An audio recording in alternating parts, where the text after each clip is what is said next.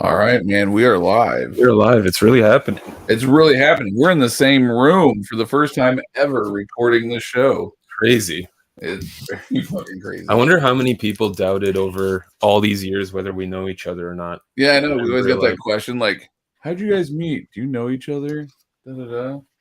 Yeah, well, we got pictures to prove it. We do, yeah. We have pictures with creators to prove that we've seen creators as well. Yeah, good stuff. So, I mean, before we get started, if anyone's already listening, can you just let us know how the audio sounds? Because we have muted both our speakers since we're in the same room. Yeah, and we don't want echoes within echoes.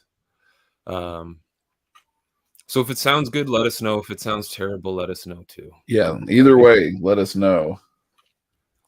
Crashline. Hey, how'd you guys meet? Do you know each other? Thank you, Crashline. Awesome. Thank you, Hawkeye. Audio sounds great. Perfect. That's cool, man. Yeah.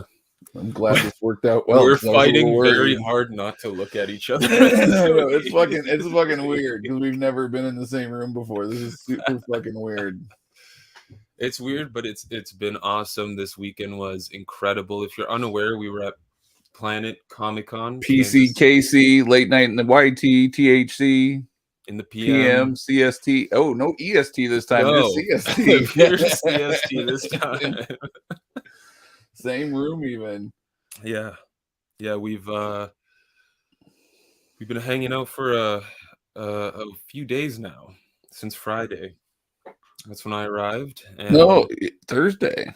Yeah, you got here Thursday night. Yeah, Thursday night you got here, and we went out drinking at a local staple bar. Had some good beers and some food, and yeah, we got to hang out with not peripherally hang out with frat boys. Yeah, that was quite a ruckus. That was interesting.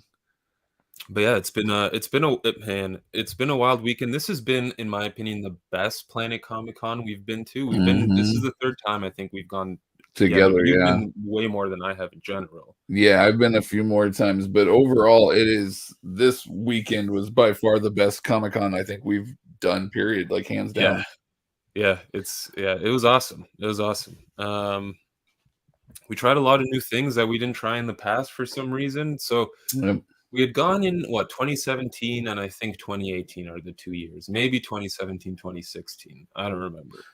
Yeah, because the first time we went, the first time I ever went was for 4 guys. And then when I went the next year, it was for 4 guys. And then the last year we went together, I think it was for THC. Yeah. And then we got approved for THC again in 2020, and we couldn't go because they canceled it.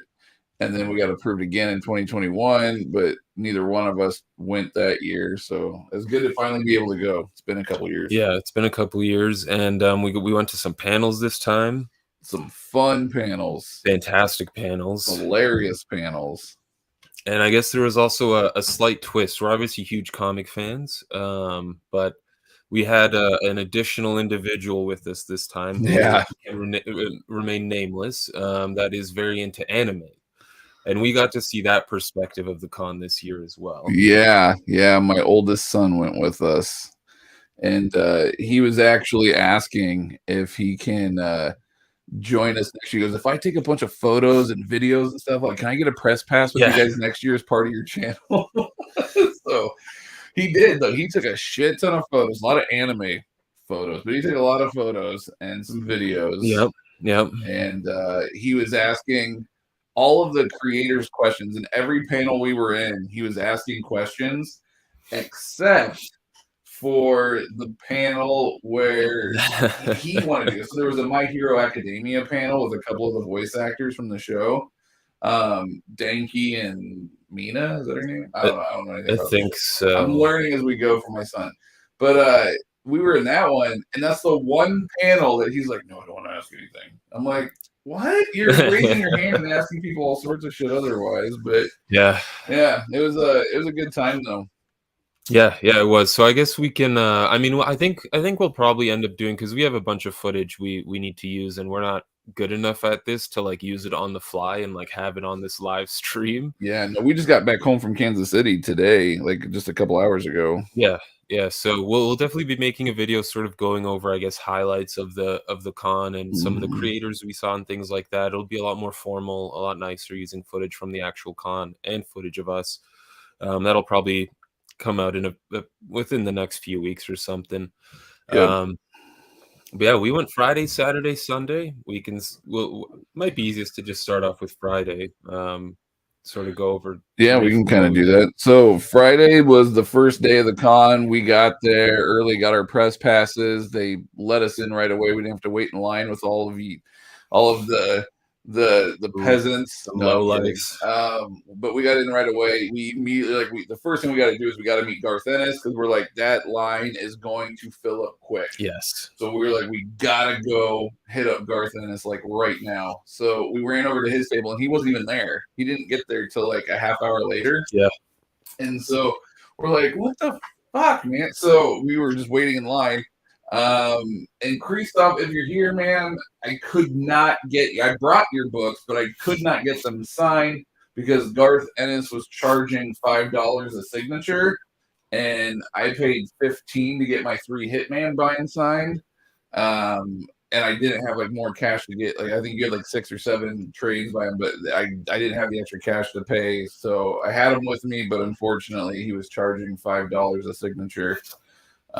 So I didn't get those signed. I'm sorry. Yeah. But he was a really cool dude. Really cool dude. And honestly, seeing that $5 signature fee, I got kind of worried right at the start of the con. Like, are we gonna have to pay for every signature? Almost did. There was a couple that we didn't, but yeah. Thankfully, some people are still doing deals where the first X amount are free. But our mission really, Friday is, the start of the show, but it's not the busiest day of the con. Saturday is always the busiest. So we kind of thought, let's knock out creators on the Friday, get the signatures we need or want, and move on from there. So yeah, we got to meet Garth Ennis, really nice guy. I think right from the start, hearing him say, "What was your name, Matt?" Yeah, hearing Garth say my name was cute. Yeah. Yeah, we got to take a picture with him. It was great. Yeah, really nice guy. He writes some very dark and twisted stuff, but he is genuinely a very nice dude. So yeah, we got to meet him. I think did we even get to? Did we run to James Tynion at that point? I forget. Yeah, we did. We went. Yeah, we went and met the Tiny Onion. Mm-hmm. And I showed him my detective binds, and he was like, "Oh, these are so cool! I've always loved custom binds." And he's kind of like looking at it, and he sees like the die stamps on the front and everything. He goes, "This is really neat. I really like this." And he signed them. He didn't charge anything unless it's like CGC graded, which obviously my binds aren't. But I brought those 2, and then my Something Is Killing the Children Volume 1, and he signed those. But when he signed my detective binds, he signed them, and then he drew. Actually, yeah, I got them right here. He drew a little bat symbol in each of them for me as well, which I thought was pretty cool. So awesome. He did that, which was pretty neat. But he really liked it. He thought that the custom binds were really cool. He thought they were really well done. We went to a panel. That was the Garth Ennis panel that day, right? Yep. When we saw the Garth. So real quick, when we were in the Garth Ennis panel, I had messaged our chat room that some of our fans are in, fans, whatever we're in. And I said, hey, we're in here for like another 20 minutes. Does anybody have any questions for oh, wait, that was James Tynion. That was Tynion, yeah. Well, I'll finish my story. So that was with James Tynion. So that was on Saturday. And I said, does anybody have any questions? And everybody's like, yes. And they gave me a bunch of questions. And then my phone lost signal. And so I couldn't answer. I couldn't ask the questions. But he answered most of the questions in one way or another anyway. So we can still kind of address those. Yes. Yeah.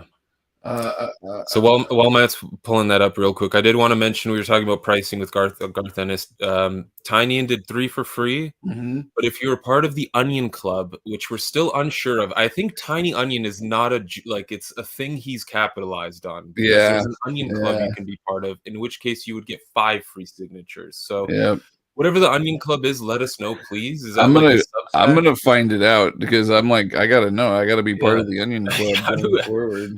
how do we turn the Tiny Onion into a Big Onion Club? But so we went to the Garth panel though on Friday, and the Garth panel was a lot of fun. And what did my son ask him? I don't remember.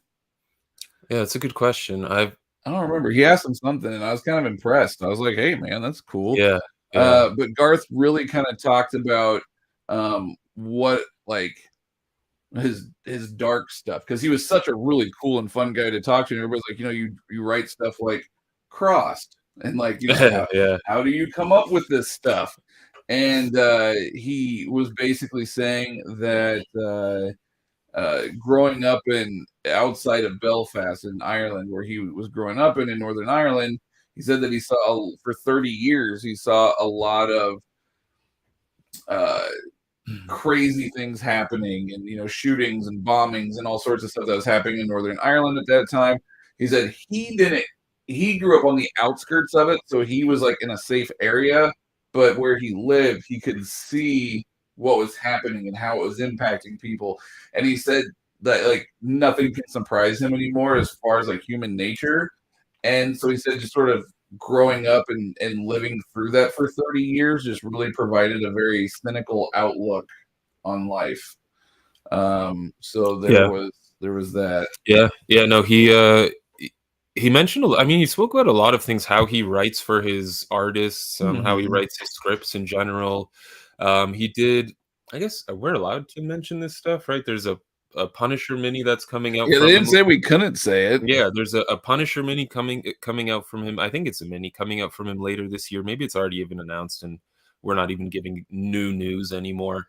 Called Punisher Get Fury. Yeah, Get Fury.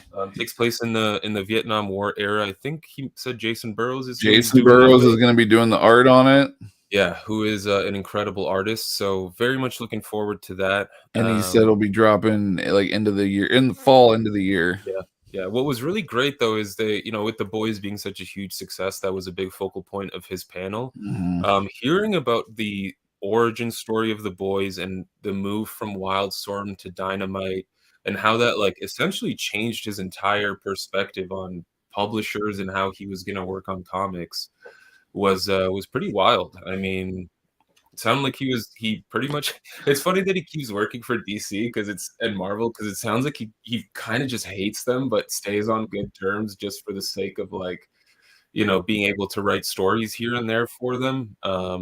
But yeah, it's definitely a palpable feeling from him that he's not a fan of superhero comics in general.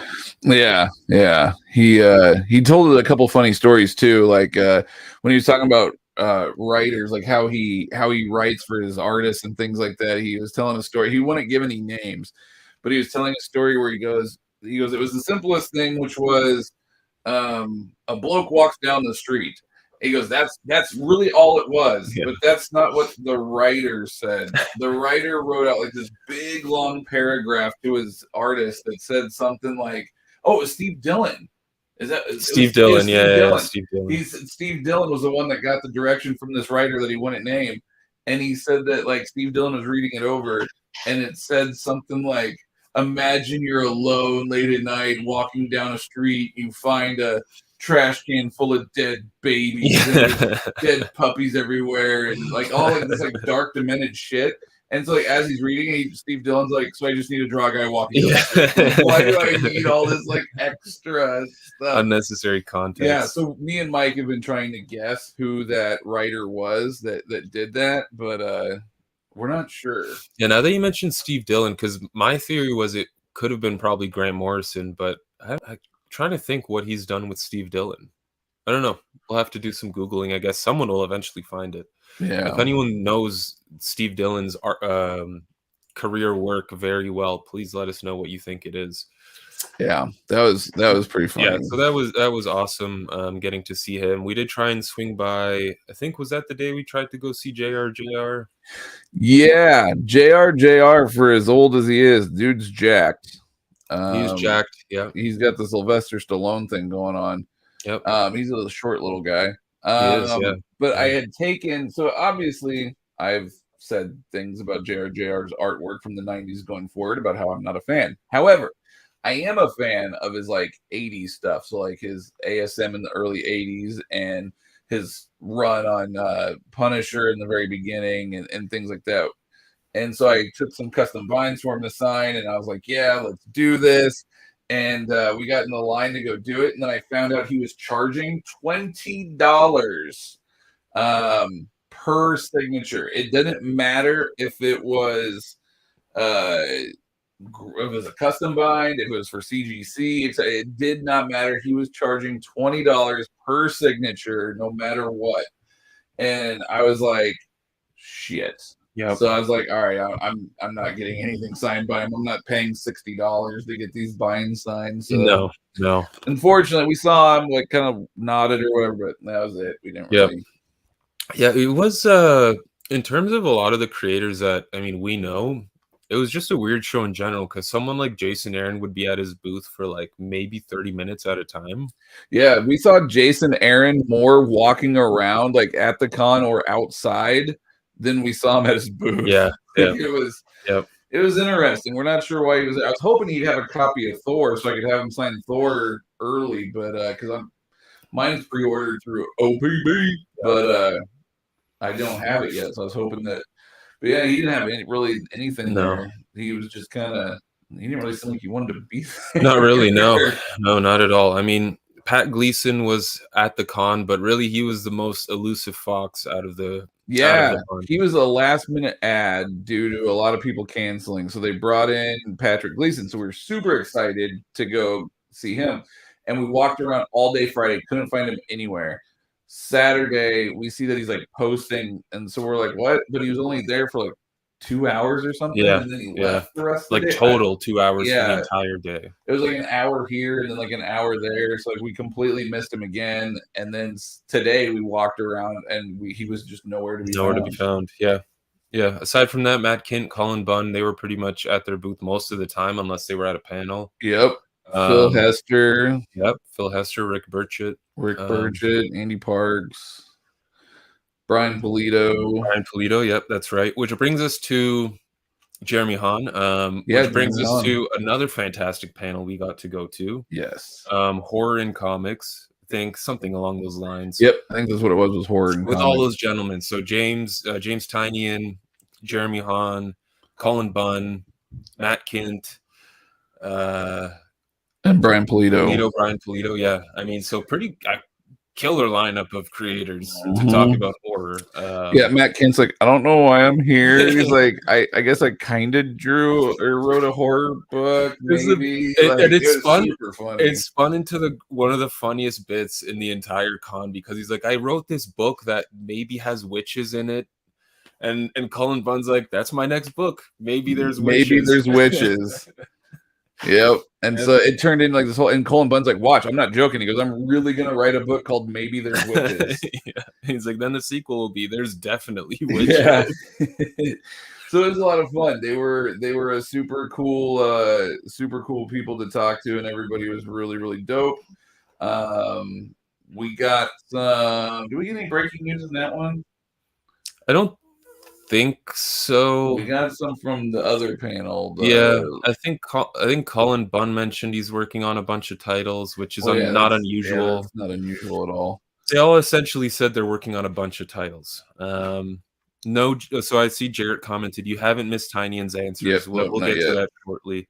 I kind of jumped ahead. Yeah. Yeah, no, I don't think there were any crazy announcements. They made some good horror movie recommendations. But yeah, I know Tynion's got like 3 or 4 titles going right now on his Substack. I think he had mentioned no, I don't think they were one of the secret DC Project guys. I don't think so. I don't think so either. That was the other panel. Yep. So that was an awesome panel. So then we got to see another panel later on, which was Phil Hester, Rick Burchett, and Chris Burnham.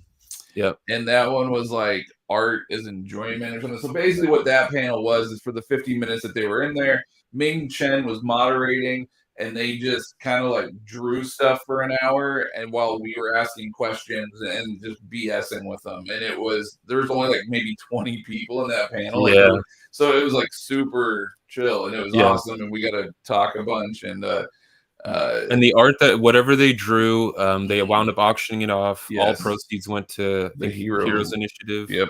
And they took requests. So they basically right up front said, what are the requests for what you want to draw? Someone shouted out Superman. Yeah, right away. And you could just see Phil Hester's face go.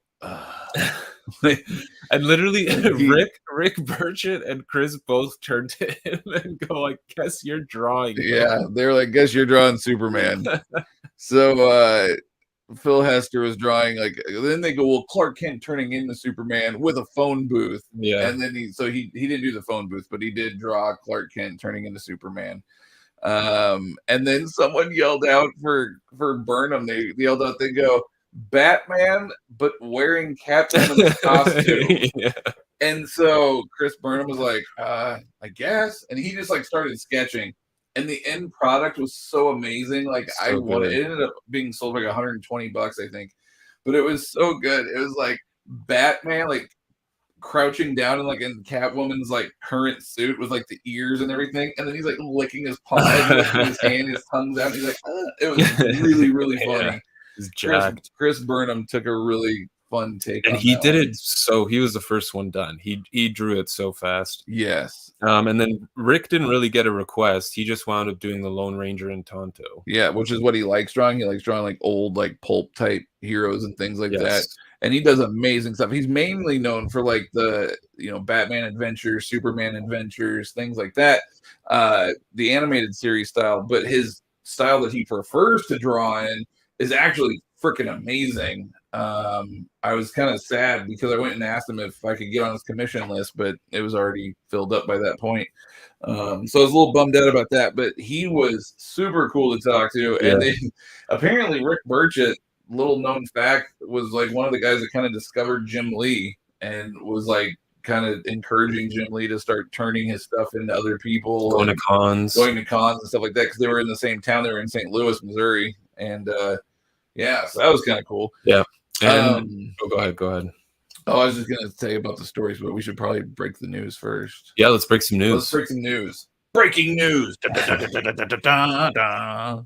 do breaking news. We can mention some of the stories, and then we can end it off with some secrets about getting commissions from these artists and how to potentially get something for free. Potentially, or really cheap at least. Or really cheap, yeah. Okay. Breaking news. So I'm sure everybody's probably already aware, but Kevin Smith is launching a brand new comic publishing company called Secret Stash Comics. That part's not the breaking news, but what is the breaking news is that we found out during this panel that Phil Hester and Andy Parks both are reuniting with Kevin Smith for a brand new title for Secret Stash Comics. I don't think he could tell us the name or anything like that, or like what it was about. He couldn't go into any details, but he did announce that him and Andy Parks are teaming back up with Kevin Smith for a Secret Stash comic. Correct. So the Green Arrow team is coming back for an all-original comic, which is exciting stuff. Yep. Rick Burchett dropped a little nugget of news. He's working with Greg Rucka on a new title. Image title. Yep. He said it's going to be a sci-fi thriller fantasy supernatural crime book, which is Rick Rucka. So that everybody goes, so it's a Rucka book. Essentially. And then I think Chris and Phil both also announced they're working on secret DC projects that will be announced, I think, at the end of the year. Yeah, they made it sound like it's going to be the end of the year, but they're working on some secret DC projects that they couldn't really go into further discussion about. And then I guess the Image title with Rucka is going to be a little while before it comes out, because he said right now Rucka's been touring, promoting. I think they're filming the Old Guard. They're filming the Old Guard 2 right now. So Rucka's on set where they're filming the Old Guard 2. He gets back in August, and then apparently when he gets back in August, he's going to just start hammering out scripts and stuff for Rick to draw. I think Rick said issue 1 is done, but they still need to do the other issues. But yeah, so that was cool to hear too, that Rucka's got a new Image title coming soon. Very exciting stuff. They told us some pretty funny stories about some of the oddest commission requests that they have ever received. And we got some pretty funny answers on that one. Apparently, they wouldn't say the name because they said that the person's kind of famous. But there is a famous celebrity, we don't know who. I kept guessing Nick Cage, but we don't know, that goes to cons and asks for commissions, and the commissions that he wants are newscasters. So like Barbara Walters, Walter Cronkite, Connie Chung, like all the popular newscasters, but nude, and not just nude, but like miniature sized, and then drawing like an item next to them, illustrating how little, like a pencil next to them to illustrate the scale. And apparently this person has spent thousands of dollars on these commissions over the years. And I think he said, like, Hester was saying, like, somebody finally got to him and said, like, hey, you this is kind of weird. So then they changed it up where they weren't miniature anymore. They were just nude newscasters, but they weren't miniature. I don't know. It was funny. Well, he said I think they were nude, but then also centaurs. Like they had half a horse body. Have a horse body. Yes, that's right. So yeah, that was one of the stories. They sort of talked about stories where commissions went too far. People were asking them to draw things. So Phil had a great story where someone came up to him saying, "Can you draw the Punisher?" This is early in Phil's career. He's desperate for money. He's like, "Yeah, I don't mind drawing the Punisher." And he's like, "Can you draw the Punisher shooting somebody?" He said, "Yeah, I can do that." And he's like, "Can you draw the Punisher shooting someone tied to a chair?" And he's like, "Sure, yeah, I guess I can do that." And then the guy takes it to the final step. He says, "Can you draw the Punisher shooting a guy tied to a chair who looks like my father?" I think Phil said he did it, right? Yeah. Oh, I don't know if he drew it to make it look like his dad because he said he didn't want to get called into court later. Right. But he would draw it with a guy in a chair, but he wasn't going to make it look like his dad. And he basically told the guy to seek help. Yeah, he goes, you need help. Then they were talking about how there's another guy out there who's known as the glue guy among the Comic-Con artists. Yeah. Where he will ask for super heroines to be drawn, but then they are covered in a glue-like substance. So that one was pretty weird. They also mentioned a scuba guy. I forget if they actually went into detail on what that guy wanted. Well, they just said that he wants heroes, but wearing scuba gear, but not just like a sketch of scuba gear, but like real, legit, authentic, like true life scuba gear. Like you have to put in all the details and make everything look just right. Yeah. Which that was. Yeah. I was like, all right. One of the other ones that they were telling us about too in that one was early on. They said, "Oh crap! Who was the artist?" Stephen Bissett. Stephen Bissett, yes. While he was working on Swamp Thing. Yeah, while he was working on Swamp Thing with Alan Moore, he was at a con, and a guy came up to him, and he goes, "Hey, will you do a commission for me?" And he goes, "Yeah." And what did he ask for again? It was he asked for. Well, something like raping somebody, wasn't it? Yeah. Well, this was right at this time. Crisis on Infinite Earths was happening, and Supergirl had just died in it. Yes. So this guy had requested her being in hell. Yeah, in hell, raped by some demon. I forget what demon. Raped by like the devil or something. Yeah, somebody. Yeah.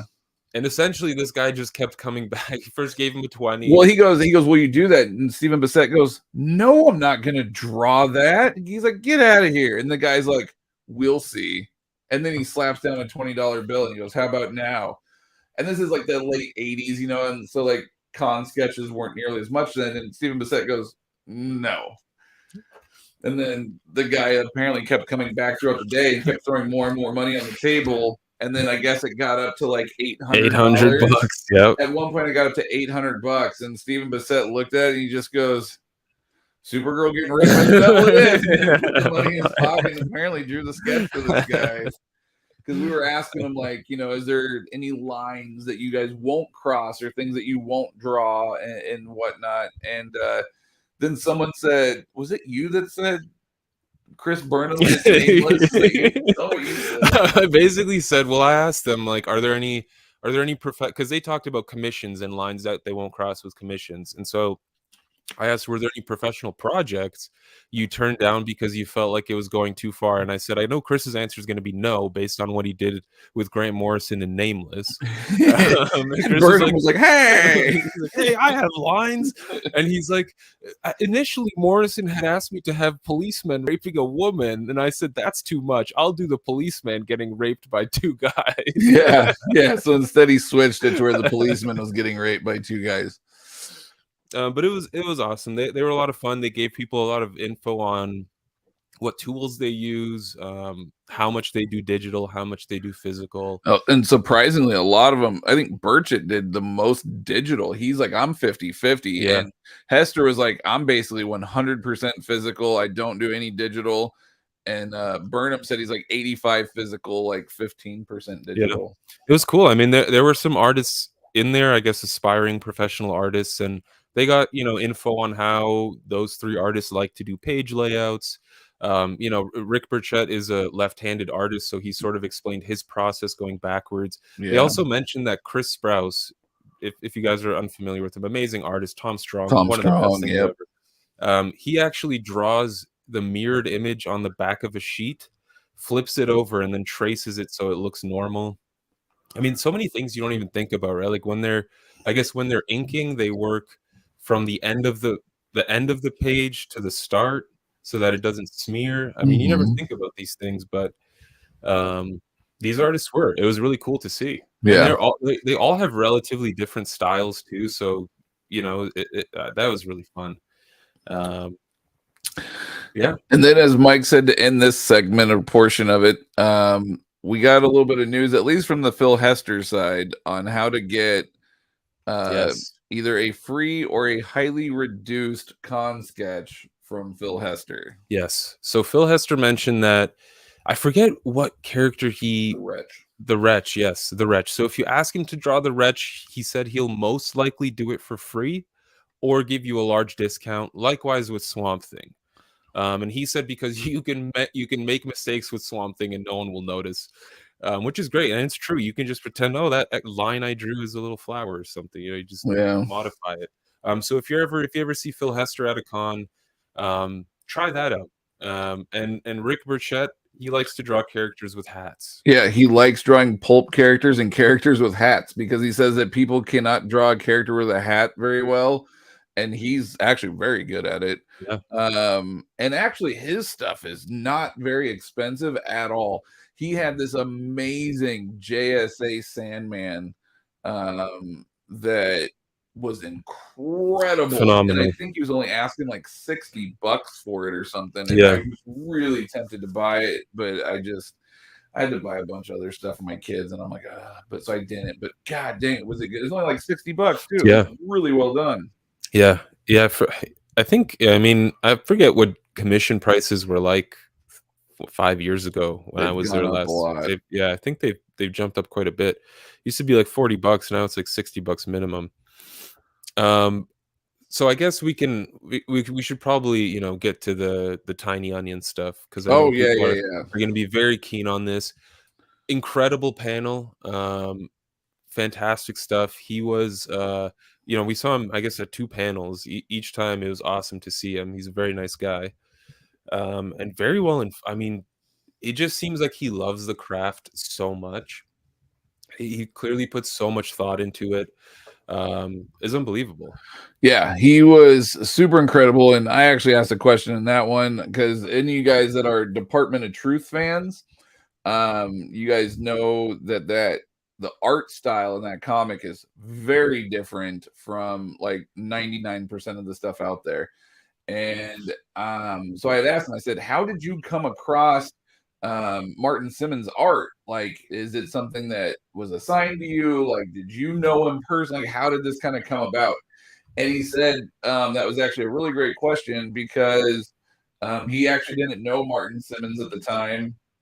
He said that he had the idea for Department of Truth for quite some time, but he could just never find the right artist because he's like, I know that I didn't want it to look like anything that had been done. I was a big fan of Bill Sienkiewicz, and I'm a big fan of Dave McKean from like the Sandman stuff. He goes, so I really wanted something in that style. He goes, and then someone introduced me and said, hey, go check out this guy's Instagram. And he did this like certain style. And he goes, that's amazing. He goes, what do you want to do this book with me, etc. And the rest is history. And now, Martin Simmons is blowing up and stuff. And he's becoming a breakout artist because of Department of H.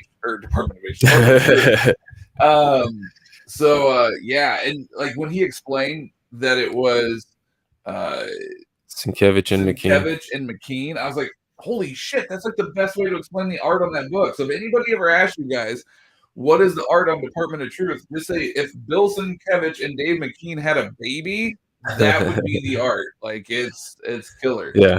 But some of the questions that we asked, or that we were asked, was what was it like working independently? I think he said he really enjoys the creator-owned stuff, if I remember correctly.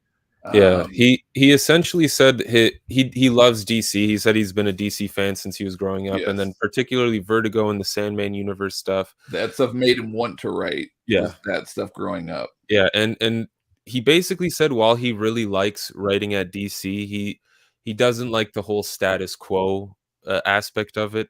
So that's why he prefers the creator-owned stuff because he doesn't have to worry about that. Yeah, he can kind of do what he wants, and he's not dictated to.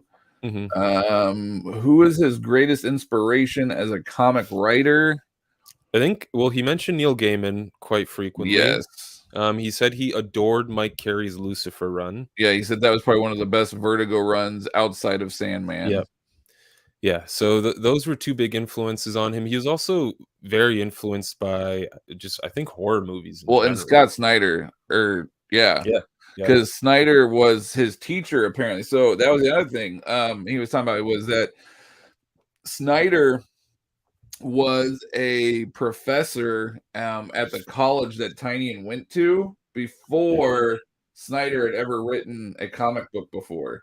So they got some, and so he learned a lot from Snyder from the college, and then later on Snyder went on obviously to do Batman and things like American Vampire too.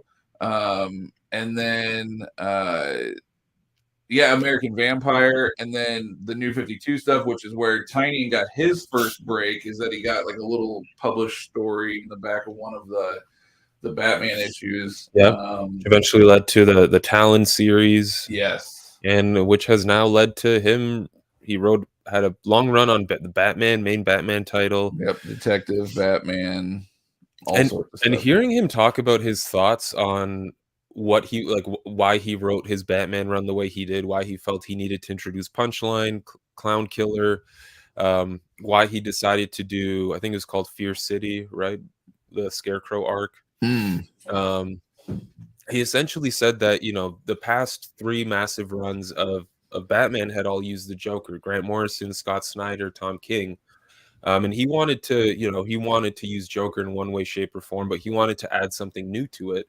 And so he did. He turned the Joker from a solo act to this, army where he's got Punchline as well. And then you've got the Clown Killer, who doesn't want to really work with the Bat family.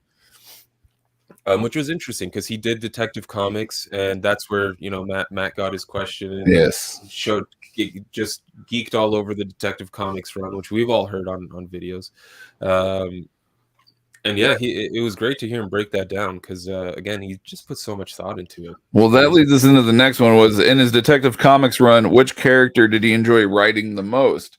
And he actually said, because I had mentioned these are characters that people don't really seem to, I don't know, People read a Detective Comics or Batman for Batman. Yeah, whereas he took these characters and made them people that care about. But he was saying that he didn't really mention like a single specific character that he enjoyed writing the most in that run. But what he did say was that every character in that book meant a lot to him, which is why he included them in the detective book. He goes, for various reasons, all of those characters are characters that he adored. And so he wanted to include them all into his book because they all meant a lot to him. And he's like, and when you write a Batman book, like, who knows if when you're ever going to be able to write one again. So he just included every character that he truly loved and threw it in there. In hindsight, I wish we had asked him why Clayface. I know, but hindsight's 2020. Fear State. Thank you, Jarrett. How did he start out as a creator? I think he kind of touched base on that with just the whole, like, he always wanted to write, and then meeting Scott Snyder, and then Snyder giving him kind of that opportunity for his first published work, and then he just kind of fell in love with the medium. Yeah, he actually mentioned that there's a title he works on called Wind. And Wind was actually a book that he came up with. You know, it's changed since then, but the first concept came to him in high school. He mentioned also that a lot of his friends from that time, his high school friends who he's still in touch with, they were a big influence, and he often uses them as characters in his books. He mentioned that a couple of his friends are like combined into characters in Nice House on the Lake. And then Wind, he said, was very much influenced by his friends in high school.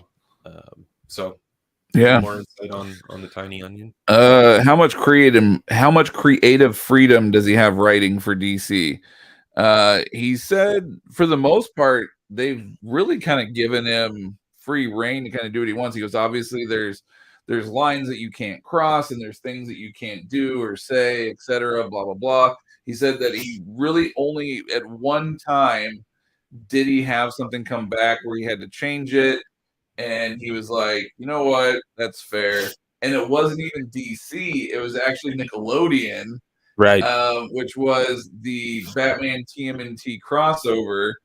And he said that there was a scene that he wrote where Alfred was delivering pizzas, and Mikey gets really excited and knocks over Alfred, and Alfred dumps the pizzas everywhere. And then Mikey's reaction is like, hey, what's going on with the pizzas? And he was more concerned about the pizzas than he was Alfred's health.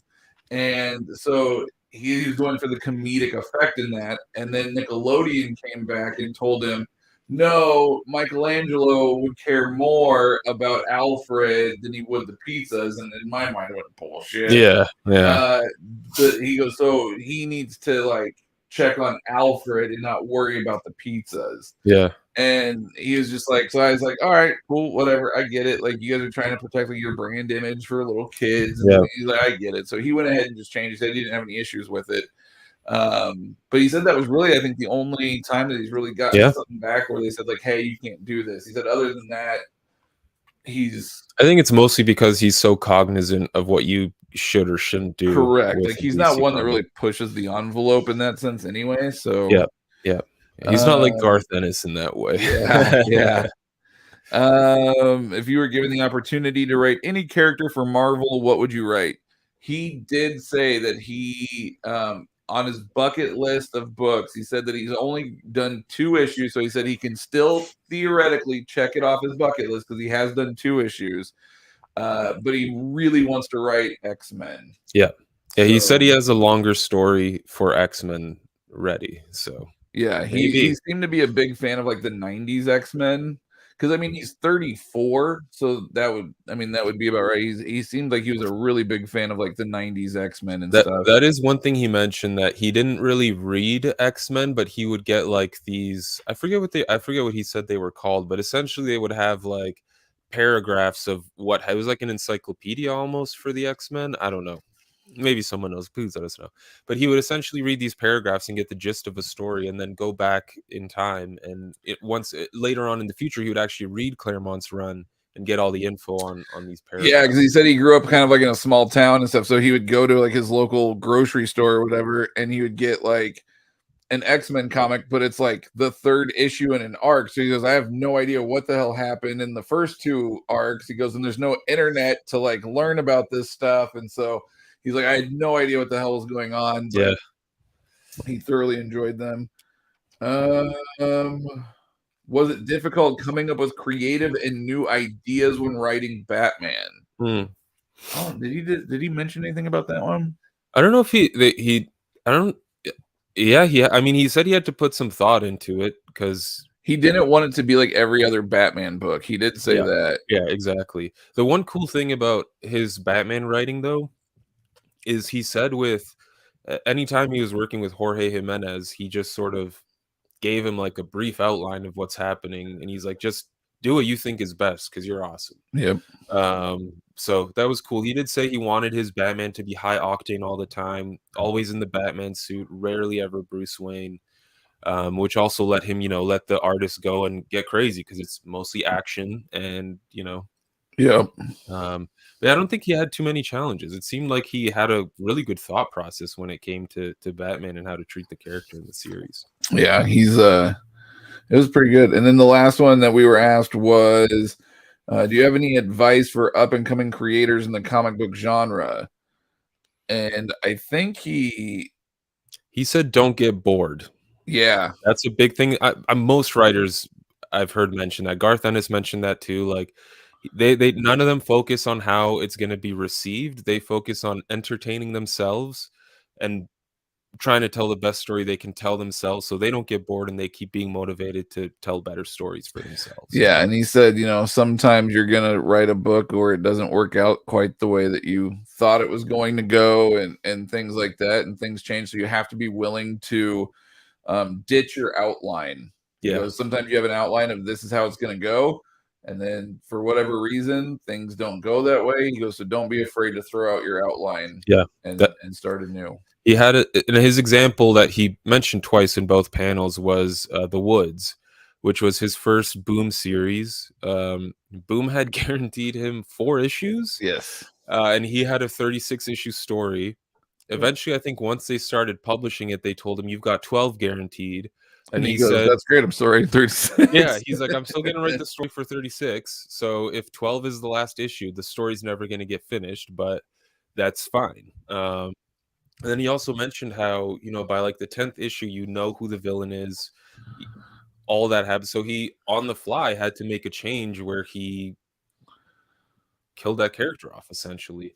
I don't think that's a big spoiler because it doesn't really give a few years old at this point. There's 26 issues after that issue as well. So there's clearly a lot more that happens. But yeah, I thought that was cool. Yeah. Yep. That was pretty neat. Were those all the Tynion questions? Yep, that was all the Tynion questions. I wanted to quickly bounce to Colin Bunn because he does so much work, but hearing some of his stories was fantastic too. Someone asked the question in the horror panel, how did they first get into horror comics, I think? Mm-hmm. And Colin Bunn mentioned that they would go to what was essentially a flea market, and there was a dude who from the back of his truck would sell bags of comics. And he said one day there was like a DC bag, a Marvel bag, and a horror bag. So one day he purchased the horror bag along with a coffin that had been used. Yeah. And the coffin had worm tracks in it. And apparently the dude who had sold him this stuff told him that they had dug up their dead uncle to pull the gold fillings out of his teeth. Yep. So that was awesome. And then he also told this story of like how he gets inspired for some of his stories. So Harrow County, for example, that one's creepy. Very creepy story. So this doesn't really spoil anything in the comic. Yeah, no, not at all, because it's not even really based on it. It's just what he said. What inspires you? You draw from like life inspirations, and the inspiration from Harrow County is a very weird incident, but he said it just stuck with him for life, so that he just decided to like use that as a piece and came up with Harrow County. Yeah, I think it was something like he was standing, like they had a sink, there was a window above the sink, and he would stand to, he was a kid. He would stand on a stool. He was young. He said he was like 5 or 6 or something. He was young. And they lived on a farmhouse. He said he would stand on his stool, he would brush his teeth, do his thing, wash his hands, and look out this window at an apple tree. And he said one morning he's doing that, and he's looking at this apple tree. He sees a man crawl out from under the house, go to this apple tree, pick an apple, and then crawl back underneath the house. Yep. And he goes, "Mom, there's a man." And he said that the day that his dad wasn't there that day, it was just his mom and his siblings or whatever. And he goes, "Mom, there's a man under our house." Yeah. And his mom's like, "What the hell are you talking about?" And he like explains what he just saw. And he goes, "It was the creepiest thing ever. It scared the hell out of all of us." He goes, and that memory just stuck with me. He goes, and that's why I have in Harrow County like the boy that crawls or where, you know, it came from that. And then another example he gave, you actually picked up the first 2 volumes of this, Regression. It's a relatively recent title from him, where essentially it's a, what are they, a post-mortem regression is where like, so here's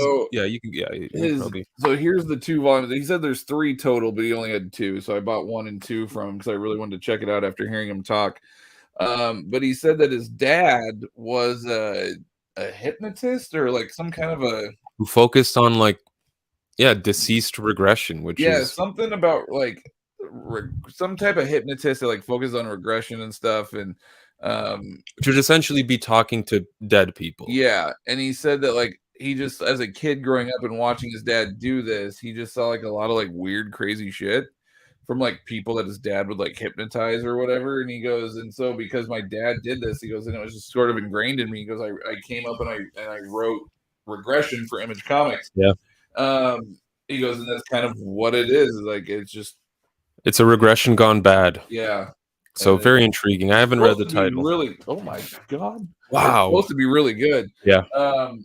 But he said there's 3 trades out, and I got the first 2, so I'm gonna hopefully check it out and do a review on it. So that was really great. I think we both regretted not going to panels in the past. I mean, maybe they just weren't good. I don't know, because we also went to like a My Hero Academia panel with my son, and that actually was a lot of fun. Even though I know nothing about My Hero Academia, it was a lot of fun.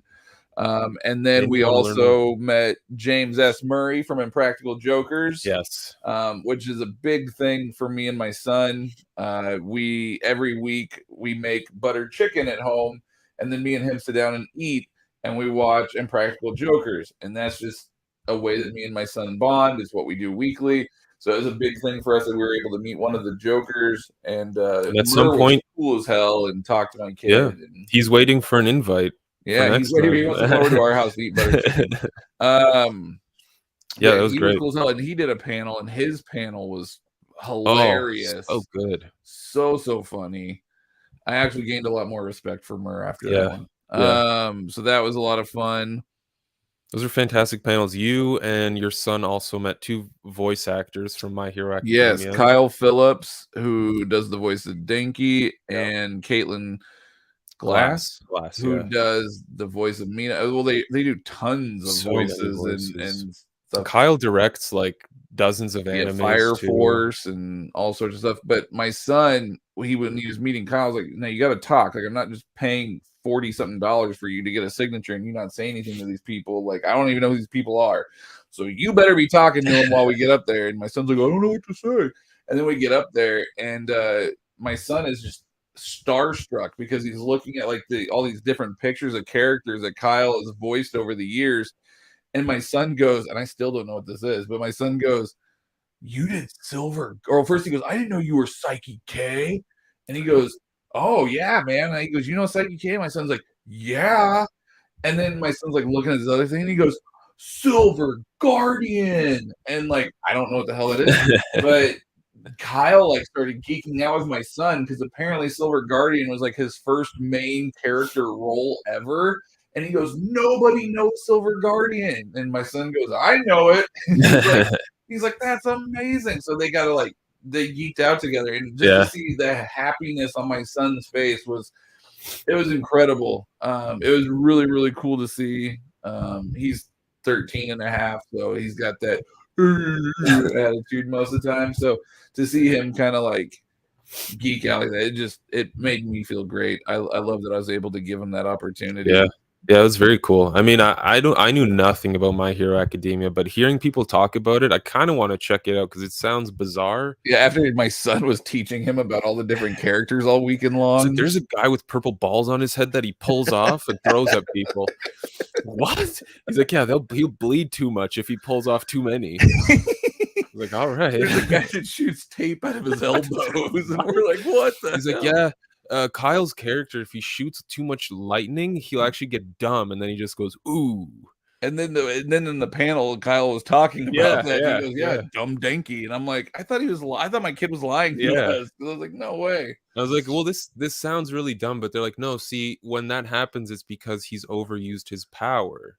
I'm like, oh, that's kind of smart because like most superpowers, he's like an infinite supply. Like Superman just Do flies we as have much as he any out wants of the to. people watching? Do we have any My Hero Academia fans in here? Yeah, let us know. Mike's obviously into manga, as you guys know. He's read a lot of manga. I personally haven't, but I'm trying to get into stuff with my kid. And Yeah. I feel like now I need to watch My Hero Academia. Yeah. We'll kind of I kind of want to divert off the Comic-Con real quick just because I don't want to forget this.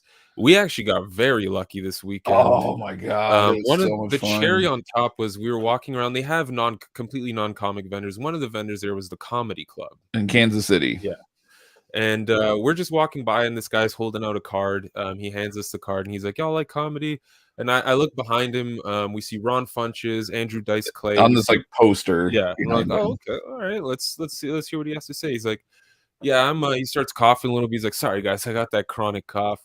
And then he basically says like, "Hey, we're doing a show tonight. You should come down if you want to. It's like $20 to get in or whatever, $20 a ticket." Zainab Johnson's headlining. Who and essentially, you know, he starts giving us this card, and we're like, yeah, $20 each. Like, we have to drive a little bit, man, whatever. He's like, where are you guys from?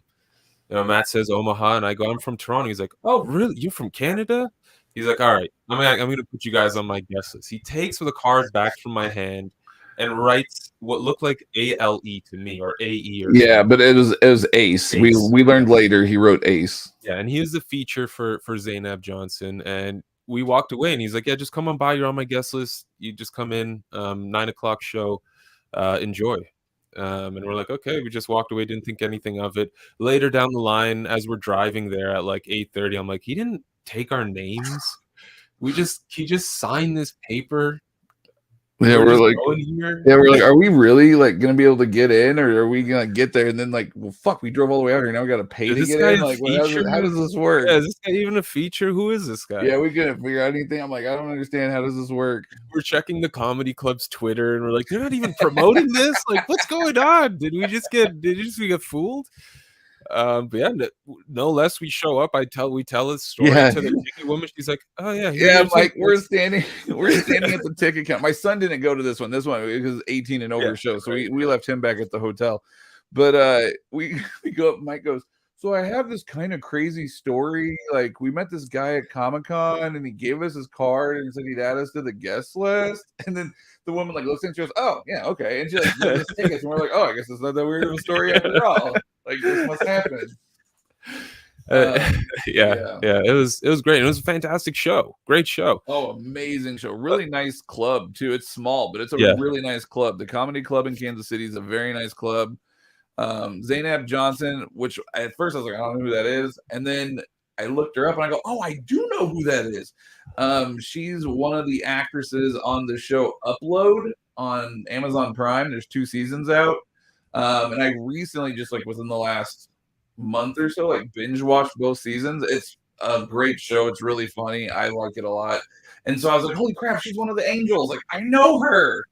And so she's hilarious too. Like in like her comedy and stuff is super funny. Ace was fantastic. They had another opener. I think his name was Aaron Scarborough. Yeah. He was hilarious.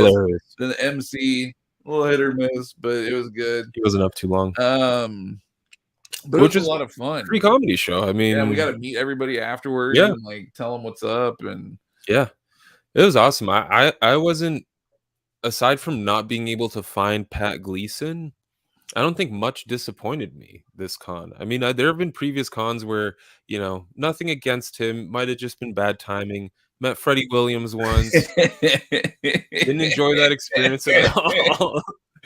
I sort of gave him a dirty look anytime I walked by his booth this year. I was like, "Oh, your handler's there again, huh? I wouldn't even get to talk to you once again. You probably signed the wrong side of the book again." But yeah, I mean, it was great. Yeah, it was wonderful. I wish you could have found Pat Gleason just to thank him for helping co-create John Kent at the very least. Yeah. So that brings us to so basically the Comic-Con was like, oh, we were recognized by one person. Yes. And so if that person's watching or does watch this, thank you. Very much, I wish we would have been able to talk a little bit more, but we were getting up and leaving a panel. I don't remember what panel it was, but we were getting up and leaving a panel. And as we're like walking out, a gentleman that was in the panel stopped us and he goes, "Hey, hardcover comic?" And we're like, yeah. And he goes, "Oh, hey," we like shook hands. It was like nice to meet you and stuff. And we went on our way. So we don't know anything about the deal, but it was cool. We were recognized randomly by one person. We walk outside the door, and your son's like, "I guess you guys are famous." Yeah, and I was like, no, not at all. It was one guy that recognized. It was cool though. It was fucking awesome. It was very cool. Yeah. Made my thank you if you're out there. Thank you if you're out there. So that'll bring us, I guess, to our Comic-Con haul and things that we got and whatnot. So I've already shown you guys the regression books. Before I went, I emailed Todd Aaron Smith. For those that don't know who Todd Aaron Smith is, he is an artist that worked on Batman the Animated Series. And then he also does like stuff for like Topps baseball cards. And he's an amazing artist. But I had emailed him before the con and I said, "Hey man, like, what do you charge for commissions? I'd like to get a piece done by you." And he just goes, "What's your name?" And I told him, and he goes, "What do you want?" I go, "I don't know, like a Mr. Freeze would be cool." And he goes, "I'll tell you what, I'll have something special just for you. Just come to my booth, tell me your name, I'll hook you up." And I was like, "Okay." So he did. I went to his booth and he drew this for me. He actually added in 2 characters. He did animated style Mr. Freeze with Batman hanging upside down. And he did it in the blue animator pencil. And he only charged me $40. Like, "What do I owe you for this, man?" And he goes, "Oh, $40." And I was like, done. So I got this piece for $40. I'm going to get it framed and stuff, which is awesome. I love Mr. Freeze. He's one of my favorite villains. And the fact that he threw Batman in as well, he did a 2-character like torso fucking sketch for me for $40 was incredible. And he's like, "I'm so glad you messaged me like before the con. I really appreciate that." And he goes, "I actually drew that while listening to a Kansas City Royals baseball game." And I'm like, all right. It was cool. It was fun fact. It was really neat though. So I picked up that one. I think that was the only commission I got, right? Yeah. And then Aftershock was there. Aftershock, the publisher, they had a very large booth. Like a 4-sided booth. It was huge. And they were having some deals where initially on Friday, the deal was buy 2 trade paperbacks, get a 3rd trade paperback free. I remember asking about the hardcovers too. And they specifically said no to the hardcovers. And we're like, "Ah, shit." Although they did have this Cullen Bunn omnibus type of thing for $50. Yeah. Which later they raised it back up to 80.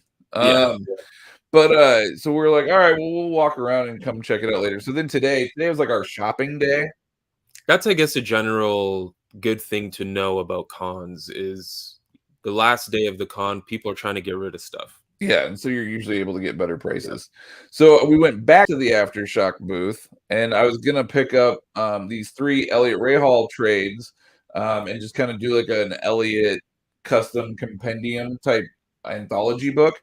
And it was like Knock 'em Dead, which I highly recommend. I read that over the weekend. It's 5 issues. I love that book. It is so good. I highly recommend that book. But when we were talking to them, they're like, "Oh yeah, buy 2 trade paperbacks, get 1 free." And then they said, "Oh, we're also doing the same thing on hardcovers, buy 2, get 1 free," because it's the last day of the con. They're trying to get rid of their stock. So I said, So I went looking. And I picked up 3 hardcovers from Aftershock. So I got Dark Red, which is a Tim Seeley book. And it's, I don't know, it's about a guy named Pip who's a vampire. And it's Tim Seeley and it's Aftershock. And I was like, Sold. Totally sold. So yeah, Dark Red Year One, Tim Seeley, Corn Howl. I haven't read it yet. I'm going to be reading it though, but I'm very excited about that one. Then I also picked up Garth Ennis, A Walk Through Hell hardcover. I have not read this one. Mike actually custom bind this one, and he goes, "Dude, you're gonna want to read that one." Like I said, it'll keep you up at night. Yeah, he goes, it'll keep you up at night. And I go, oh, all right, man, that's cool. So I got Garth Ennis, A Walk Through Hell, and then last but not least, I got hardcover for Rough Riders, which Mike also said was a phenomenal title. I haven't read it yet though, but Rough Riders by Adam Glass, and it definitely looks like it was right up my alley. It's kind of apparently like a time traveling steampunk sci-fi type book. And I was like, all right, all right. So those are my 3 Aftershock books that I paid $90, I think, for all 3 of them. So it broke down to like $30 a book, and they're hardcover. So I was like, I'm not gonna complain about that one bit. And then I showed you guys Regression and then so I've been wanting a lightsaber for years, and every time I go, I always see Ultra Sabers there. And for those that don't know, Ultra Sabers makes amazing lightsabers, like battle ready lightsabers, where like you can like bang it against shit, like, and it's not gonna break. And they have like amazing sound effects and all these other things. And those are the more expensive versions, but they do all sorts of fully customizable things. But I could never justify the price. And this year, I was like, you know what? I don't have anyone to answer to regarding my money. I can spend my money the way I want to spend it. So I broke down and I bought a mystery box. And the mystery box was they had a $75 one and a $200 one. And I bought the $75 mystery box, and I had no idea what I was getting. They unlocked it, turned it on. So here is my mystery box. Here's the hilt. I was hoping, because you can get $1,000 lightsaber out of a $75 mystery box. I was really hoping to get one of those. I didn't. I just got like a plain one, but it's still dope. So I got that. And then they were like, oh, and then I paid the extra $10 to get like the heavy duty. So I paid 85, I guess, because I paid the extra $10 to get the heavy duty blade, so I can like bash my kids over the head with it without it breaking. And they were like, oh, let's see what color blade you got. And I was really nervous, because if I was going to get like orange or red, I was going to be pissed. So I was like really nervous about what blade I got, but they were like, turn it on. So I went, bam. And I'm like, breathe. Yes. Because it's like, it fits THC perfectly, right? Yeah. It's like the ultimate THC lightsaber. And this thing, for those that aren't familiar with Ultra Saber, this thing is heavy. Like, it's got some heft to it. Like, it's really, really well done, really, really well designed. Yeah, this thing is awesome. And I got the battle blade, so I can like bash my children and my kids all day today. Riker's like, can I walk around with it at the show? And I'm like, I guess. Or Riker's like swinging it and almost hitting people as we walk by. And yeah. So, anyways, I got that. It became our lighthouse as well. It did. Whenever we lose one another, one of us would just hold up the saber and turn it on and blink it a bunch until we could find each other again in the crowd. That was my fault, right? And then I paid for some signatures and stuff, obviously, on books that you guys have all seen. Yeah, I think so. Oh, and then I bought my kids some stuff. I bought my son Garrick, who's 5, is addicted for something. I mean, it's a good thing, but for whatever reason, I don't know how, but he's addicted to Godzilla and King Kong. He's like the old school stuff. And he's like, I want Godzilla and King Kong toys. And so I bought him 2 little vinyl King Kong, or not King Kong, Godzilla toys, brought those home to him. He absolutely loves those. My daughter, I got her a Michael Turner Wonder Woman shirt. And then Riker, I got him a My Hero Academia. I already forgot who you got him. I called him Mario, but it's Mirio something. I don't know. Something like some that. My Hero Academia person named Mirio. And yeah, that's what I got my son. What did you get? What did I get? I mean, aside from all the books that have been sitting here for the past 2 years, some of them. Yes. Oh my goodness! Look, it's the battle blade. Yes, it's a heavy duty. I mean, aside from that, I mostly just bought some goodies for friends and family. A lot of prints, a lot of really popular this year were really popular this year were holographic prints. I might actually be able to pull one of them out. I don't think my friends will be watching this. That's how much they support me. But a lot of these holographic prints were popular. Prints on not plastic on metal were really popular this year. A lot of them were really cool. But yeah, I was very selfless this year and just bought stuff for my friends. I'm trying to see if I can pull these up, just to give everyone a taste of, I guess, what sort of prints are on sale now at Comic Cons. So I got one of my friends this Ichigo one. I don't know how easy it is to see, but it essentially changes between three forms of him. One is sleeves, one's sleeveless, and then one is like I forget what they transform into. I used to watch Bleach back in the day. Bankai, was that it? Something like that. I got another friend this Star Wars one where it's essentially three different action poses. The same action pose with all three trilogies, so that's kind of cool. They're even going into three holographic variations, and I just got this Goku for another friend going Super Saiyan. But I really like these. I don't know, it's different. It's better than just getting a regular print, which are usually like $20, which is a pretty crazy price. But yeah, it was a lot of fun. I have so many books here. I didn't want to buy even more books. I've got this whole entire stack.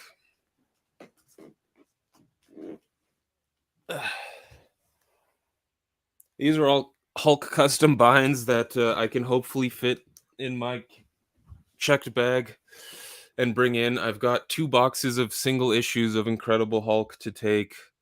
I've got a whole closet full of books that have come in through organic price books. I actually just cracked open an in-stock trades haul from 2 years ago. This has been here for 2 years, over 2 years. Just Paper Girls Volume 3, Promethea Volume 3. Let's see here. East of West Volume 3, Year 3, I guess I should say. Let's see it there too. Yeah, nice. And a Klaus book. So it's nice that after 3 years I can finally get those books and I can read the full trilogy of each of those series in deluxe hardcover edition. So yeah, the difficult part is going to be trying to decide what I can take within the weight limit on my checked bag, but we'll see what happens.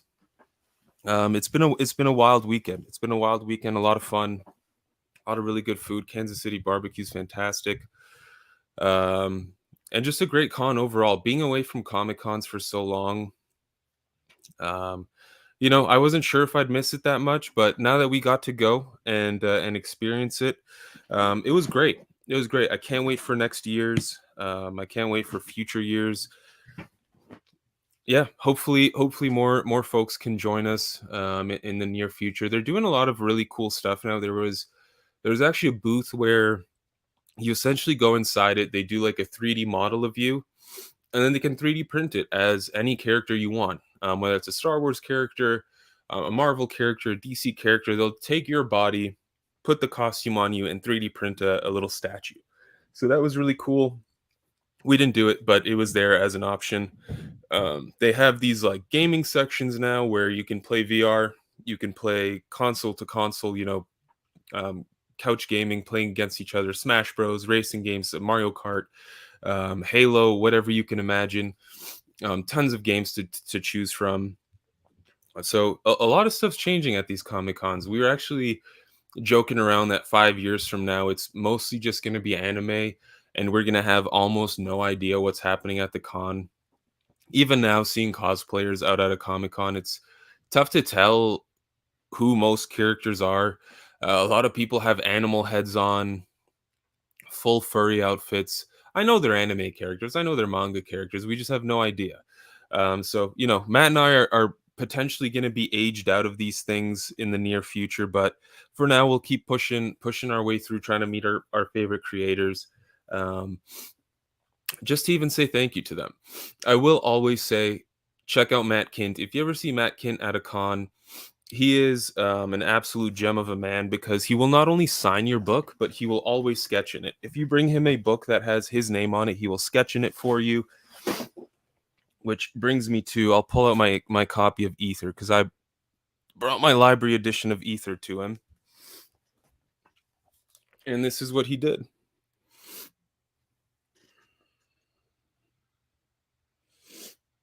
So not only signed, but he does a quick little sketch for you right away.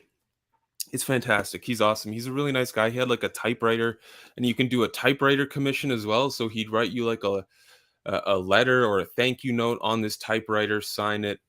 Very cool. He's an interesting dude. He's got like his mind management comic. There's a board game for it now, so he's usually selling that at cons as well. And he's just a great guy to chat to. He was at his booth most of the time. You could see him wandering around. You could chat him up as he's wandering around. Some of the other creators that were there that we just didn't really have too much interest in seeing. Bill Morrison, who's done a lot of animation for things like a lot of animation and character design for things like Simpsons, Futurama, those kind of shows.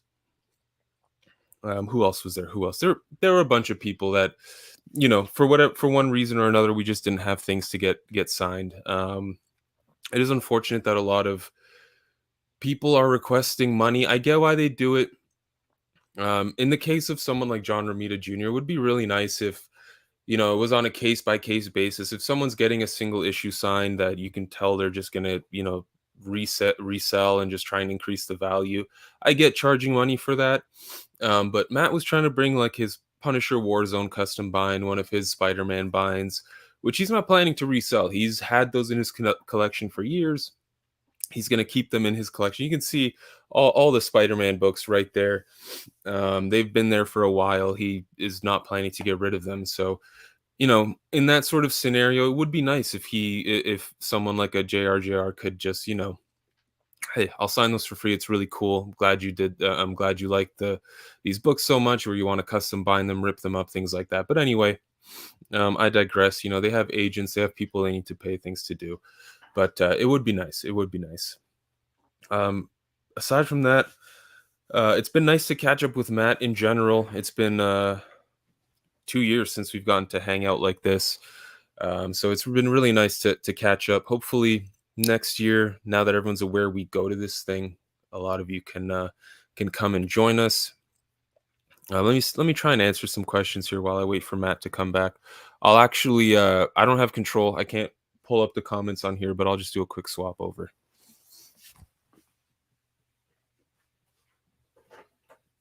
Hey guys, is this mic off? Maybe. Kind of looks like it's off.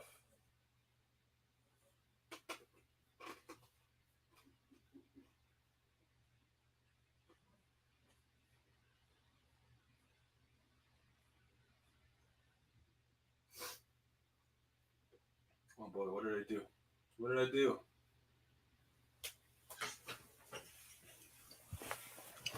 I think that mic is off. Will Win get an OHC? That's a good question. Didn't get a chance to ask James that. I would think it will get an OHC one day. Sorry, man. Oh, you're rude. Oh, crazy started. Small and bare. I also jumped over to your chair and pulled up a comment. Oh. Was your mic off? What? Was the mic off? Yeah. Oh, you turned it off. Oh, I see. Yeah. Good thing I didn't talk into it. Yeah, that wouldn't have worked. But yeah, that's one thing we didn't get to ask James is if Wind will get an oversized hardcover. I mean, I think everything he's doing gets an oversized hardcover now, so pretty much it'd be a safe bet to think that it will.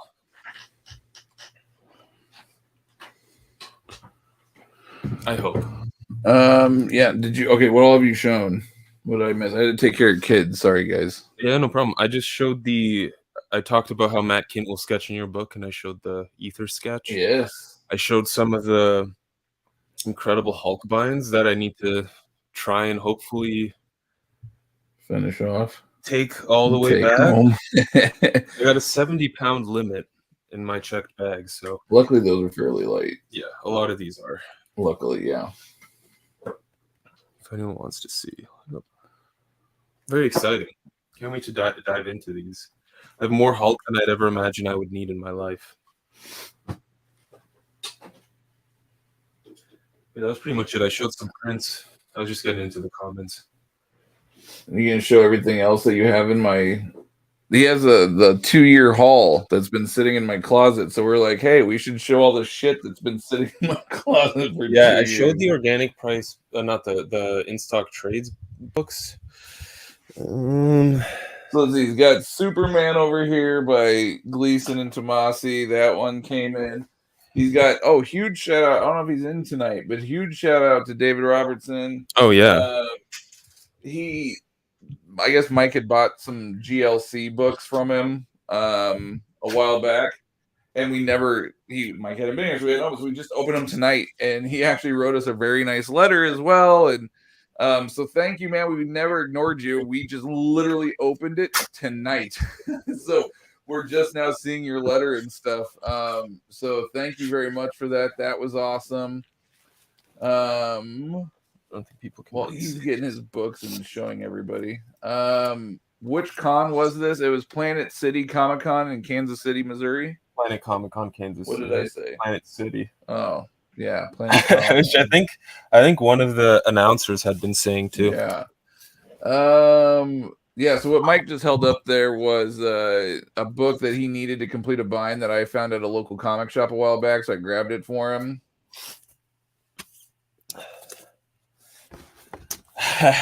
There's a funny story on those ones. Yeah, there's a funny story. So Matt had won the 4 Rebirth Deluxe editions for Detective Comics in a raffle. Yeah, a raffle. And so James had a limit to what he would sign, so I brought the first 2 volumes for him to sign. And he cracks open the first volume and goes, "Hey, by the way, I didn't do this." And he shows us that the book block is separating from the actual hardcover. Yeah, that just gives Mike an incentive to bind an oversized book. Yeah, he's like, it's really funny. He's like, "Hey, I didn't do this, okay?" Yeah, he goes, we're like, "No, don't worry about it. It's all good." And he goes, "No, I just want you guys to be aware, like, I did not do this to your book." Got the Super Sons Omni, which I didn't bring for Gleason to sign, which is all right because I would have had extra weight to carry for a man who was allegedly there. Got some World of Black Hammer action. So much Black Hammer to catch up on. Yeah, speaking of Black Hammer, we saw that hardcover that Colin Bunn had at his table. Oh, yeah, for Black Hammer Visions. Yeah, Black Hammer Visions. Mike asked if it's going to be getting a library, and he goes, "Yeah, probably." He goes, "This is volume 2, so more than likely it'll get a library edition." Yep. Invincible Compendium Volume 1. Funny story. I need this because my first volume, my first custom bind for Invincible was destroyed by a spiteful witch. So I need to get that rebound, and now I will be able to, thanks to I think that was JP. Yeah, right? JP hooked almost all of those are JP. Lock and Key Compendium.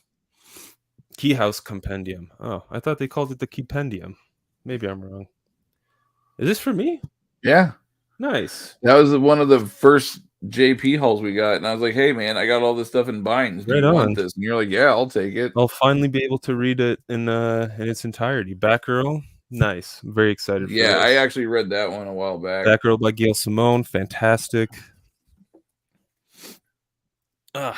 More Hulk for me. This is I won't have the single issues for this or a custom bind for it, so I actually got the omnibus in the set. That was Jeff, I think. Yep, Jeff got you that as well, along with your binds. Along with Planet Hulk. I think these are worth like a pretty penny now too, right?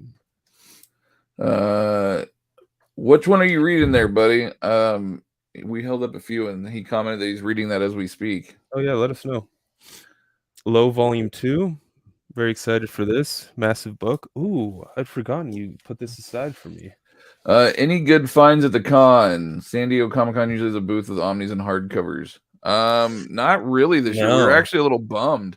I mean, the Aftershock booth was dope. They had, obviously the buy 2 get 1 deal, but no, there were some really good like damaged book prices, but that was about, but they weren't books that I'd want in my collection. So no, they were actually, it wasn't really any good. Oh, Compendium Volume 1. Invincible Compendium Volume 1. Oh, Yeah, Invincible's awesome. So yeah, it was actually we were actually kind of bummed out by the books. There really wasn't. No, there wasn't much to choose from.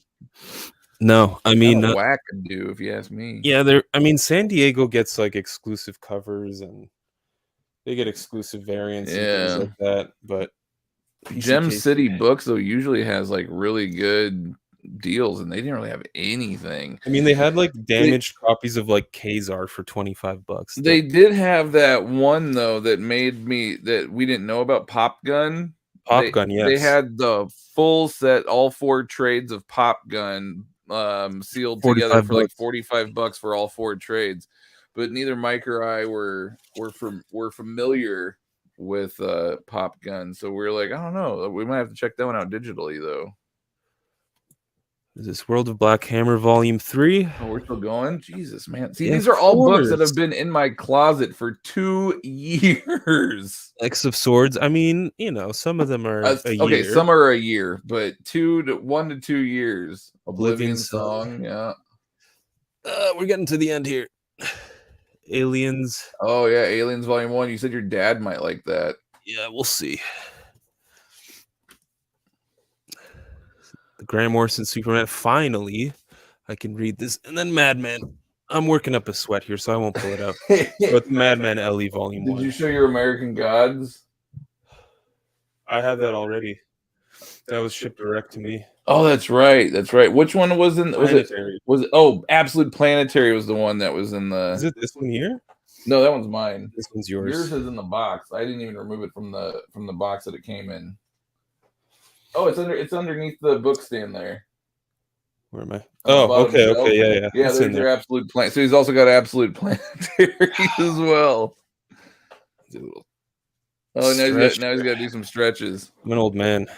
That's funny. Yeah, there's a ton of stuff. Nate, yeah, man, for the first time ever, we are recording this show in the same room. Wild, right? Yeah. I hadn't seen Mike in 2 years, 3 years, 2.5 years. Yeah, I've been like that. So ever since the 2019 Comic-Con was the last time I saw you. Yeah. And so the COVID fucked everything up. And no, 2018 Comic-Con. 2018, that's right. 2019 is when you were supposed to come. You didn't because of the witch. And then I ended up going just Riker that year. And then 2020 and 2021, things went rocky because of COVID. Yeah, if Kint and Bunn need an idea for their definitely witches, I can give them real life inspiration. Yeah. Mike, are you taking all of it back? I'm taking 70 pounds worth of it back. So what? So probably not Absolute Planetary. No, that's book, 20. Yeah, that book weighs about 20 pounds on its own. So he's probably gonna take. If I were you, I'd take the lightest books back, or the ones that like you're like, I really want to fucking read this in the next year. Yeah, like some of these books, like East of West, Paper Girl, Promethea, those are like volume 3s. I've been holding off reading volumes 1 and 2. There you go. So, I mean, that's Paper Girls is good too. That's a good book. Yeah, I definitely want to grab as much Hulk as I can. Yeah, he's also got all the singles too. Did you show him all the singles of Hulk? He's got 2 boxes over here full of singles. Did you show them the singles? There's hundreds of issues in here. Yeah, he's got just tons of Hulk singles that still need to be bound. This is like 15% of the single issues, if that. But it essentially collects all the way from like Peter David through to Jason Aaron, I think. It goes to like 2011 or something, I thought. Yeah, so it's got the Greg Pak stuff, Jeff Lobron. Maybe not Jason Aaron in that case. Or maybe it goes all the way up to Mark Waid, because Mark Waid did that like Indestructible Hulk, I think. So I think it's all the way up until that. Either way, it's really old. I mean, it's got the McFarlane stuff from way back when. Yeah. Some really expensive issues in these binds. From what I remember. I think it's got that Wolverine issue, the classic cover with Hulk's claws in the reflection. Yeah. Yeah, no, it's a lot. So the original plan was that he wanted to drive down, and then take every book back with him. There's James Tynion broke it. No. He signed it though, and then it's broken. So I don't know. That's how powerful that man is. He signs a book and breaks it. But no, Mike was gonna come down and drive and then take everything back with him and just load it up into a rental car and just drive it all back. But it ended up being like a 14-hour drive or 16-hour drive, something like that. And Mike's just like, I don't know, man, that's a long drive. That's just too long of a drive. So he just ended up flying down and brought an empty luggage that he's gonna check back onto the plane. That's why he has the 70-pound limit. Yep. And then whatever he doesn't get, we're gonna attempt to figure out. I don't know, I'm still debating what I'm gonna do for my birthday this year, since I'm not gonna do what I was doing. Long story short, my life's changing again. So I was debating on going to Toronto for my birthday, and I was like, if that's the case, and I do go to Toronto over my birthday this summer, maybe I'll pack a suitcase full of 70 pounds to see what we can do. But yeah, we'll have to figure out the rest.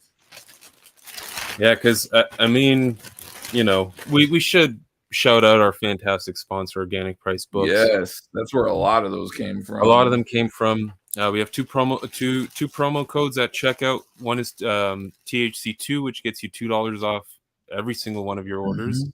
And then THC Ship It Together. All one word. All one word. If you order 3 or more books, you get 5% off. As long as you have them all shipped together. Correct. Yep. Hence, ship it together. And OPB is awesome. If anyone's in the Facebook groups, people are trying to sell multiple $1,000 gift cards for less. It's legit. It's legit. If it's Gregory Walters, it's legit. Yeah, man. I don't know. I'm excited to get some space back in there. That's exciting stuff. But all right, let's see what we got. We had another Hamza. I hope I'm saying that right. Hamza. I might have missed this explanation earlier in your YouTube career, but how did you guys meet and what made you decide to make a YouTube channel together? That's funny. Mike and I were actually discussing that over the weekend. What was the we're like, how did you go to a free comedy show? Well, it's all because of Marvel War of Heroes. Yep, it all started with Marvel War of Heroes about 10 years ago, give or take. So about 10 years or so ago, there was a mobile game called Marvel War of Heroes. And as part of that game, it was a very social game. So as part of that game, a lot of people downloaded an app called Line, Line. And they would join the different chat rooms and things like that for trades and all that kind of fun stuff.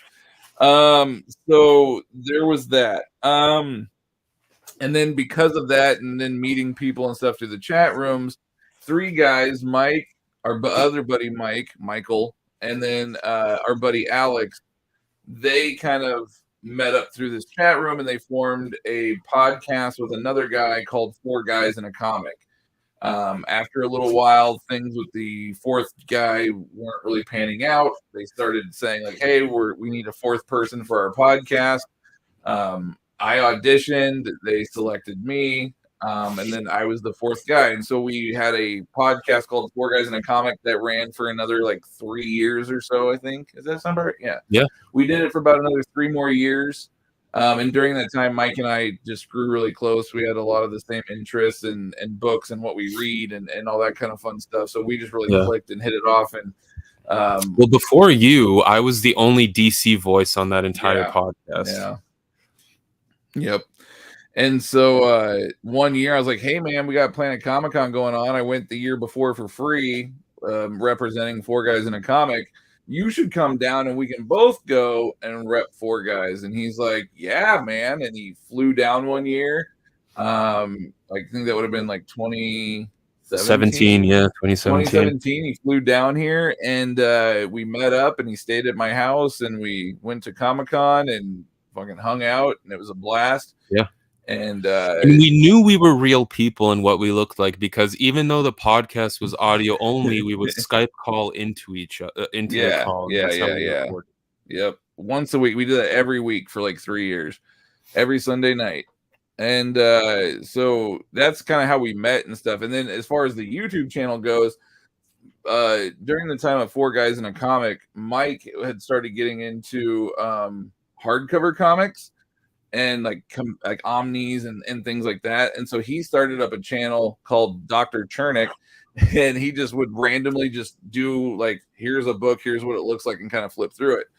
And he was starting to have a little bit of success. I think he was up to like 2,000 subs or something like that. And then when Four Guys in a Comic ultimately ended, Mike and I were like, well, we still want to do something together. Like, okay, Four Guys is done, but like, what do we want? Like, we still want to interact and hang out and shit. So, and at that point, I was just getting into omnis. Mike was explaining what omnis were to me and custom binds and all that stuff. I didn't know like a lot of the stuff existed. I was only a singles guy at the time. And so I was like, yeah, man, let's do this. So that would have been like probably the tail end of 2016 that I started getting into that stuff. And I was like, let's do it, dude. Like, let's rebrand the YouTube channel and we'll just do YouTube. And we did. So we rebranded it, and the hardcover comic was born. And in early 2017, and still going strong today. And somehow we're getting close to 15,000 subscribers. Yeah, we're like 1,000. No, we're almost at 14,000, right? Yeah, we're like 100 away from 14,000 subs. So tell your friends, we want to hit that 15. I remember when we hit 5,000, we geeked the hell out when we hit 5,000. We were like, so excited. My God. So I mean, we found out we're almost close to 2 million lifetime views, like channel lifetime views, which is, for like a small comic channel like ours, that's impressive stuff. But like my son was like, how many lifetime views do you have? We're like, I don't know. We don't keep track of that stuff. We don't look at that stuff. We just make videos that we think are fun and post them. That's really all we do. Yeah. And my son looked, and we were like 12,000 views away, less than 12,000 views away from hitting 2 million lifetime views on our channel, which is wild. Yeah. I think that like our videos have been clicked and watched, whatever that means, on YouTube 2 million times. Yeah. No, and we didn't. I don't know. Like I said, we just make fun videos. There's videos we think are fun anyway, and things that like we want to discuss, and we just throw them up there. And we're glad you guys like it. It's really cool. Yeah, anyone watching, thank you. I mean, these stats are all thanks to you. Yeah. And then we were talking, my son's like, where is like people that watch your channel? Where is everyone located? And we're like, I think most of our fans are like all over the world. Like, I don't know how many American fans compared to like a lot of people from like Canada, obviously, and then India, thank you, my Romania, Canadians. Australia, Brazil, UK, in the UK, everywhere. We're like, I don't know how many like American fans we have. We have a lot of international fans. Yeah, it's pretty wild. So it's crazy. They're like, we're able to connect with people and stuff in that way. And Russian fans, I mean, Russia. Crazy. We actually became friends with Christoph, and he's a good friend of the channel now and stuff. And we met him through. It's just crazy. Yeah. If also, well, just give him a little plug here. If anyone's looking for a logo design, check him out. A heavy metal like style logo design. Hit him up. He's at Christoph Artwork on Instagram. Yeah, he's awesome. So, I did pronounce it as a little bit shorter, but I got the sound right. Cool. Oh yeah, man, you're very welcome. Oh, he's an American fan. Sweet. We got an American fan. Yes. We have some. I know there's some that we've become friends with, but yeah, it's pretty crazy. Are you guys still doing Patreon or the email list? Okay, so Patreon, we're probably gonna have to put a stop to and or completely revamp it. The reason being is because the Patreon that we were doing before, we didn't keep any of the money. Every last dime went back into you guys, whoever the winner was, to buy you guys omnis and have them shipped out to you and things like that. So we weren't really keeping any money from that. And it was all well and good until the new laws came into place, tax laws, where it's like, oh, if you make over $600 or whatever, you have to like report it on your income taxes. And me having a side gig and stuff, doing voiceovers and all this other, I already have enough taxes as it. I don't need additional taxes, especially for stuff that and I know people are like, well, you could write it off, but that's a pain. I don't want to keep track of all that stuff. So we were debating on just kind of putting an end to it, unfortunately, just because it's just too much of a hassle for taxes and things like that. Right to your local U.S. government. Yeah, official. right to your local U.S. government. Like they're just giving this stuff away, guys. They're not making money here. Yeah, the other thing is if we were to revamp it, would be something similar to what other creators and people do, which is like they'll have different tiers for, I don't fucking know, bonus episodes or whatever you pay, $1 or $5, whatever it is for like bonus episodes and hangouts or shout outs or whatever the hell it is that people do on there. And we would just, keep the money and then we'd have to pay the taxes on it. So I'm torn. I don't know. I don't know if people really want to pay money to support us. You know what I mean? Like, I don't know that that's really the answer. So I think we might end it. In regards to the email, though, that was such a great idea. I have great ideas. I just suck at implementing my ideas. So I think we got 2 letters sent out initially, and I was like, this is awesome.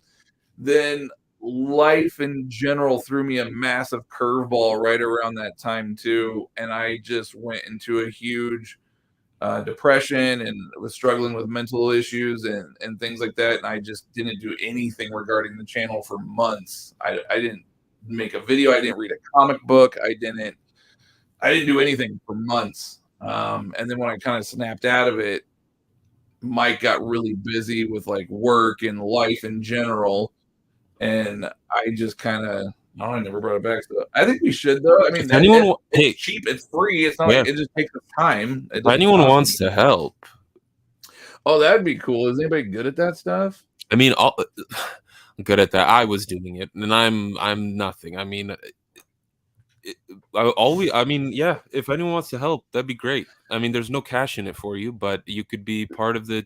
Yeah, we'll give you a shout out. You can be part of THC fam. We'll give you a shout out. And hey, if this thing takes off, it could be resume and LinkedIn profile. Oh, there you go. Throw it on your LinkedIn profile. Help us get there. All right. Yeah, no, if anybody wants to help for free because you're fucking bored or something, let us know. And you're nice. Or if it's like for college credit, like if you have to do something for college credit, we'll totally sign off on it. Yeah. If that's something they'll accept. Like you're doing what? There's THC, CBD. What are you talking about? You might actually be able to utilize us for con purposes. Our buddy Alex, who does a lot of our Marvel reviews every week and stuff on Instagram, since he is part of the THC family, he helps us out with that stuff. He got into the Dallas Comicon on our credentials and went and represented THC at Dallas Comicon. So that could be a perk. You never know. Yeah, for sure. Let's see. Oh, for kind of Indian here. See? Awesome, man. Love that we're international. That is so freaking cool. All right, let's go back up a bit to like 11:29 because Jarrett made some really good points. Oh yeah, hang on one sec. Among others, B. Gonzalez also gave us an answer on My Hero Academia. Looks like he's a fan. Are you talking about the Tynion thing? Yeah. Oh, okay. I feel like Tynion would write a Killer Blade or Ghost Rider. Dude, that would be sick. I feel like with Blade he could get away with more. Like he wouldn't feel that constricted status quo thing. Yeah, for sure. Hell, after reading his detective run, a Midnight Suns book would be amazing. And his JLD. I mean, that's Midnight Suns would be fantastic. My Hero Academia. I don't know much about it, but I've definitely heard of it. Because I haven't read the manga, but the anime is cool. I binged it during 2020 COVID summer. Just started watching the newest season again. It's worth a watch. See, that's how I need to bond with my kid. Maybe I'll be cool that way. Norin, I'm 2 minutes behind and just realized you guys are in the same room. Yep. You're still there. No, we actually drove back to Omaha earlier today. We were there Friday night, Saturday night, hung out all day Sunday. Went to a Waffle House. We got to do our annual Waffle House feast. No Skittles though this time. And then we drove back. So Oh, one interesting thing we saw first night here before we even got to Kansas City, when we went to the, what was it, Crescent Moon? They had a special wing flavor that was bourbon. Yeah. It was a bourbon glaze. Yeah, bourbon barbecue glaze With Fruity Pebble sprinkles. Yeah, it was called the Yabba Dabba. I don't know. Dabba. What was it? I don't remember. Yabba Dabba something. But yeah, it was like, and I asked, because I almost ordered them. And I go, "Are these wings any good?" Because I was kind of intrigued. And the waitress is like, and I was like, "Oh, never mind. I'll order a burger." Yeah. But yeah, the Yabba. So if anybody's ever had those wings before, I'm curious. Nate asked, "What kind of issues do you have?" I think he's referring to your Hulk issues. Maybe, I'm not sure. Oh yeah, I'll do a comprehensive video of all that once I've got it gathered together, because it's all over the place. All I know is it's chronological from like issue like 300 of the, maybe even earlier than that, like 270 of the original volume, all the way up until I think Jason Aaron's run. Yeah, something like that. Hawkeye. I'm Canadian, but my background is from North India. Nice. All right, yeah, that's similar for me, but Polish, not North Indian. Inman, what's up, dude? Glad you were able to make the live show. I know sometimes when you miss it, you're bums. I'm glad you were able to catch it. He sends these letters to our houses. Midnight Suns with modern writing and art would be amazing. Well, I remember when Greg Smallwood did that like promo piece. Yes, that was like 2018. Yeah, Greg Smallwood did. Him and Colin Bunn. Colin Bunn was supposed to write it. Oh my God, that's right. Okay, so back in 2018, we saw Greg Smallwood, who's also from like Lawrence, Kansas originally. So the Comic-Con over there is like, in his near his hometown. So he was there, and it was right when he was coming off of Moon Knight. And we were talking to him, and he showed us this like pitch. Basically, it was like a drawing of all the Midnight Suns, and he goes, "Me and Colin Bunn have this great idea for the Midnight Suns, where we're going." He goes, so he drew out the like what it would look like, and then Colin Bunn on writing duties and things like that, and they were gonna do a Midnight Suns book, and they pitched it to Marvel, and Marvel was like, "No, nope." And I can't believe it. That's like the ultimate team. Greg Smallwood and Colin Bunn on a Midnight Suns book. That would have been incredible. They should just do their own, create their own thing with like analog characters at this point. Yeah. I mean, hell, Bunn writes 20 books a month. Why not?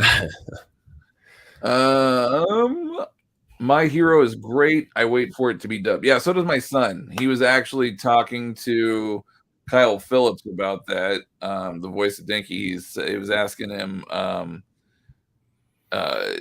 My son said, "Yeah, I'm waiting for the latest season or whatever to get dubbed or something." He goes, "Oh, I know. Like we're working on it. Like there's more coming." And so, yeah. Lauren, hi, Matt and Mike. Can't wait for my most anticipated book since 2020, finally out after being pushed back 69 times. Second Parker Martini edition. Nice. Peace and love from Malaysia. Love it. I love it. Malaysia. Thank you for joining us. I mean, they've joined before too. I remember them. Nice. Yeah. That is dope. No, that is awesome. Yeah, I've never read that. Have you, Parker? No, I have not read that. I don't even know what it's about. Yeah, I think it's based on novels, if I'm not mistaken. It's Darwin Cook, so it's probably a great time. Someone answered earlier. Onion Club is his Substack. Yeah, that's okay. Cool. Good to know. I feel like Substack is. Matt D also answered. Gotta give him some credit and shout out. What up, Matt D? I gotta check out. Have you checked out any of that Substack stuff? I know Jeff. I haven't, but now that I know, like more and more creators are going to. Because at first I was just like, "Oh, it's just like another thing I gotta pay for." Like, but now that I know more, like creators that I thoroughly enjoy to boot are going to it. I'm intrigued to check it out and get a little bit more involved in it. Yeah, absolutely. Paranormal engineering and such. I just crapped when Mike was on both screens. Yeah, a lot of people have said that they didn't notice that. They didn't realize it was the same room. Yeah, it's a small room too. The fact that we're able to run this setup's pretty amazing. Ooh, I'm sorry I missed. Looks like you guys had a great time at the con. Yeah, dude, we did. It was a lot of fun. It was a lot of fun. My Dixie wrecked. I love God Hates Astronauts. Any recommendations on similar books? Oh, fuck yeah, man. Well, I haven't read it yet, but there's a book coming out soon called 8 Billion Genies. Yeah, nobody's read it yet. It comes out in May. First issue comes out in May. Yeah. So if you like if you like God Hates Astronauts and curse words, I highly recommend Curse Words. That's another book drawn by Ryan Brown writes and draws God Hates Astronauts. Curse Words he draws and Charles Soule writes. And it was a really great title. And then Ryan Brown and Charles Soule are teaming back up again for a new Image title dropping next month called 8 Billion Genies. And it definitely felt, from what like the little like promo shots I've seen, it definitely feels God Hates Astronauts. Yeah. Also Ryan Brown, when I got the God Hates Astronauts Kickstarter thing, he did say something about maybe not rebooting, but like creating new God Hates Astronaut stories. And so that might be something coming down the pipeline in the future. I'm trying to think of like what other kind of sillier, almost like Adult Swim type. Shirtless Bear Fighter. Yeah, that book is hilarious. It's like 5 issues, 6 issues. Grizzly Shark is also a fun, weird story. Grizzly Shark is really funny. Shirtless Bear Fighter, I laughed my ass off. That book is hilarious. That book doesn't get enough love. Superhuman Resources. Oh yeah, Ken Marcus, Superhuman Resources. Yes. Armando Zenker. Yeah. Who did Armando actually did like our logo now, the Spines In, Spines Out logo. Armando Zenker actually did that. And I got some original Armando Zenker pages and things over here too. And you can see his artwork behind Matt over there. Yeah, the Spines In, Spines Out with some ice cream man thrown in the background there. That was my doing. But yeah, Superhuman Resources for sure is hilarious. Always recommend one of my favorite indie titles. I love Superhuman Resources. I will never get tired of telling people to go buy that book. I'm sad that Ken Marcus won't do another volume. There was another one that I was just thinking of too. Just trust me on this. It's a one shot, so just probably read it digitally. It's a one shot, and just trust me on this. When I tell you the title, just trust me. Frank Sinatra, Golden Voices, or Golden Voices Frank Sinatra, something like that. Just trust me. Yeah. You're not gonna regret it. It's fantastic. It's amazing. Yeah, I don't know. It's tough to match that energy. Yeah, it is. That's like wonky off the wall stuff. We'll try and think of some things for the future, I guess. Yeah, that'll be a good one. Well, there'll be a new video. Top 10 books that are similar to God Hates Astronauts. I kind of for a second thought Madman's fun, but it's not as silly or anything as God. You definitely don't get a full cast of voice actors to imagine in your head as you're reading. Yeah, you really don't. I love how we're both looking at your collection. Yeah, I know. We're looking around going, what else is funny? What else do you have here? Flintstones, the DC book. I would say it's not as fucking insane as Astronauts, obviously. But it was really good. It's funny. It's a tearjerker. Like it's really well written. Mark Russell did an amazing job.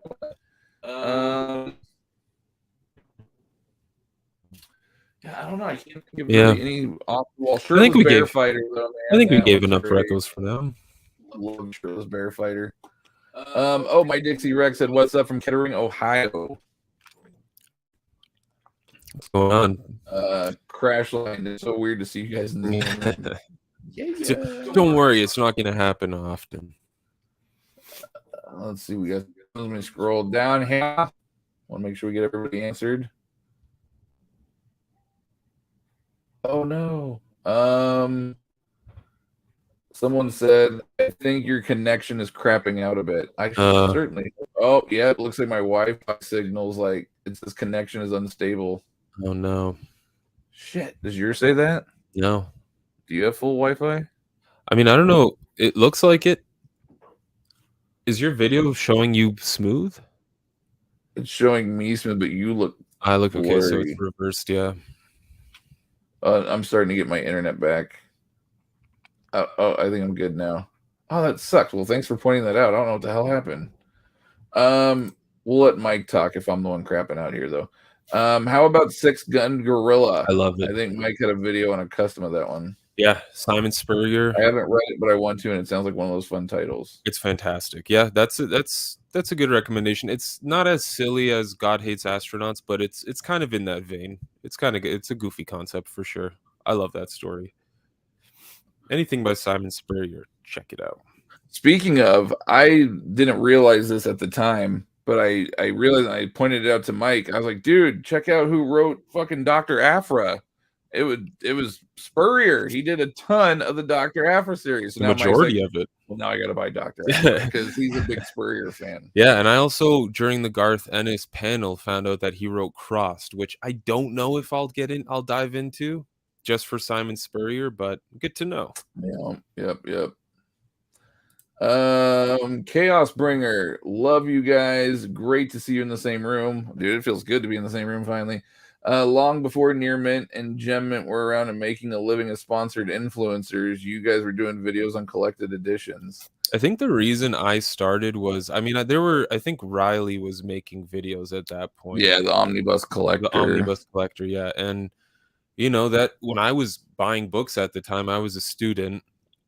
And it was a tough thing, like especially in Canada, there was no in-stock trade. So like buying a book off Amazon meant you were maybe getting at most a 40% discount if you were lucky. Mm-hmm. And so I just thought like, well, man, if I was fortunate enough where I, didn't have many bills to pay and I could buy multiple books and I could get into the whole FOMO thing of it and just buy everything that was coming out because I didn't want to miss out on it and make videos so that other people could make an informed decision on whether they could actually spend the money on that. And that's why I love doing overviews and I love looking at overviews and stuff, because it's like these books are not cheap. No. And it's like if somebody's going to drop their hard-earned money on these books, like I want to see what it looks like, or I want to see, you know what I mean? Yeah. So, and the thing is, like we're sponsored, but we're not getting free copies just to do videos on. So our opinions are, if we buy a book and we make a video on it, it's because we think it's worth making a video for and worth purchasing.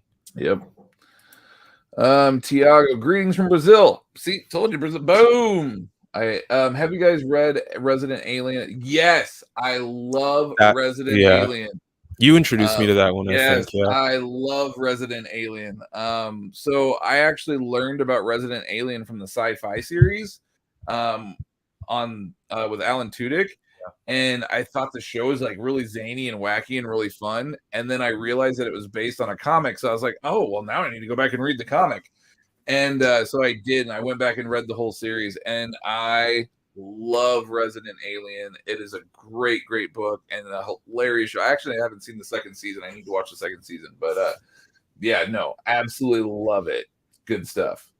Are you guys reading any current ongoing? Yes, somewhat.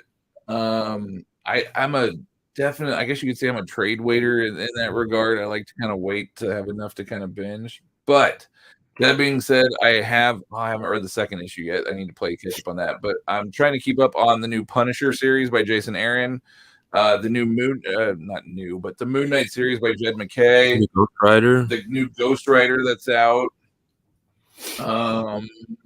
Department of Truth. I'm trying to keep up on Ice Cream Man. We definitely keep up on. I'm up to date with Stillwater. That's a fantastic series. I think I'm up to date on Stillwater as well. A lot of Image series I like. That's the thing is with DC and Marvel now. I mean, with Marvel there are some titles I want to check out, but with DC especially, I feel myself I'm waiting a lot more for like collected editions. And there's a lot of Images. Radiant Black. I'll frequently read because Boom does a lot of minis, so I'll frequently read the minis as soon as they're done. What's that one that Jeff Johns is doing? Geiger. God, that one's good too. Crossover. I don't know if I'm up to date on Crossover. I am, and it's freaking phenomenal. Crossover by Cates is a phenomenal book that just made my heart sing. It is probably my favorite work by Donny Cates to date. Like, and obviously his Marvel stuff doesn't count because I don't like his Marvel stuff. But that being the point, I love Redneck. I love Baby Teeth. I love God Country. I love Paybacks. I love like all that shit. I loved it all. But Crossover was so good, and I think it was the fanboy in me, to be honest with you. I think it was literally all the crossovers. It was the fanboy in me that got to read these characters and see these characters in a book that I never saw coming, and it was just absolutely incredible. So I love Crossover. It was so damn good. Yeah. So damn good. How is Cross? Is that an Avatar book? It is an Avatar book. I couldn't tell you. I read when it first came out, like there's like 2 issues out. And I remember going into my local shop at the time, and I was like, "Hey, I'm into like horror and like that kind of like, what do you guys have?"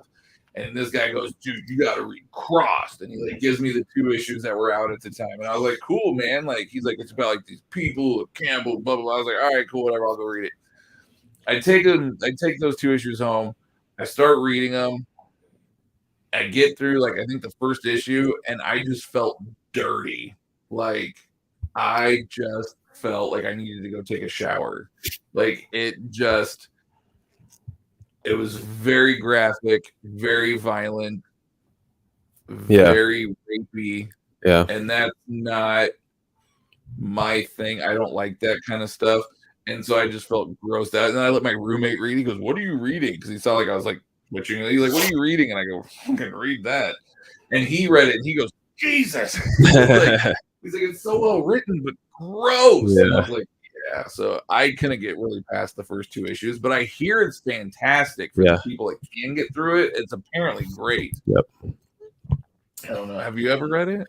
I haven't read the full Garth Ennis run. I think I read most of the Alan Moore story, which is like Crossed plus 100 or something, where it's 100 years in the future.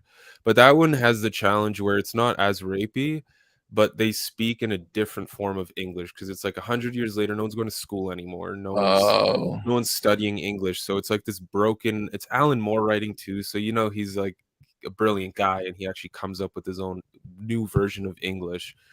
So there's a challenge there. But if anyone wants to check out Cross, maybe jump there because the concept's kind of the same.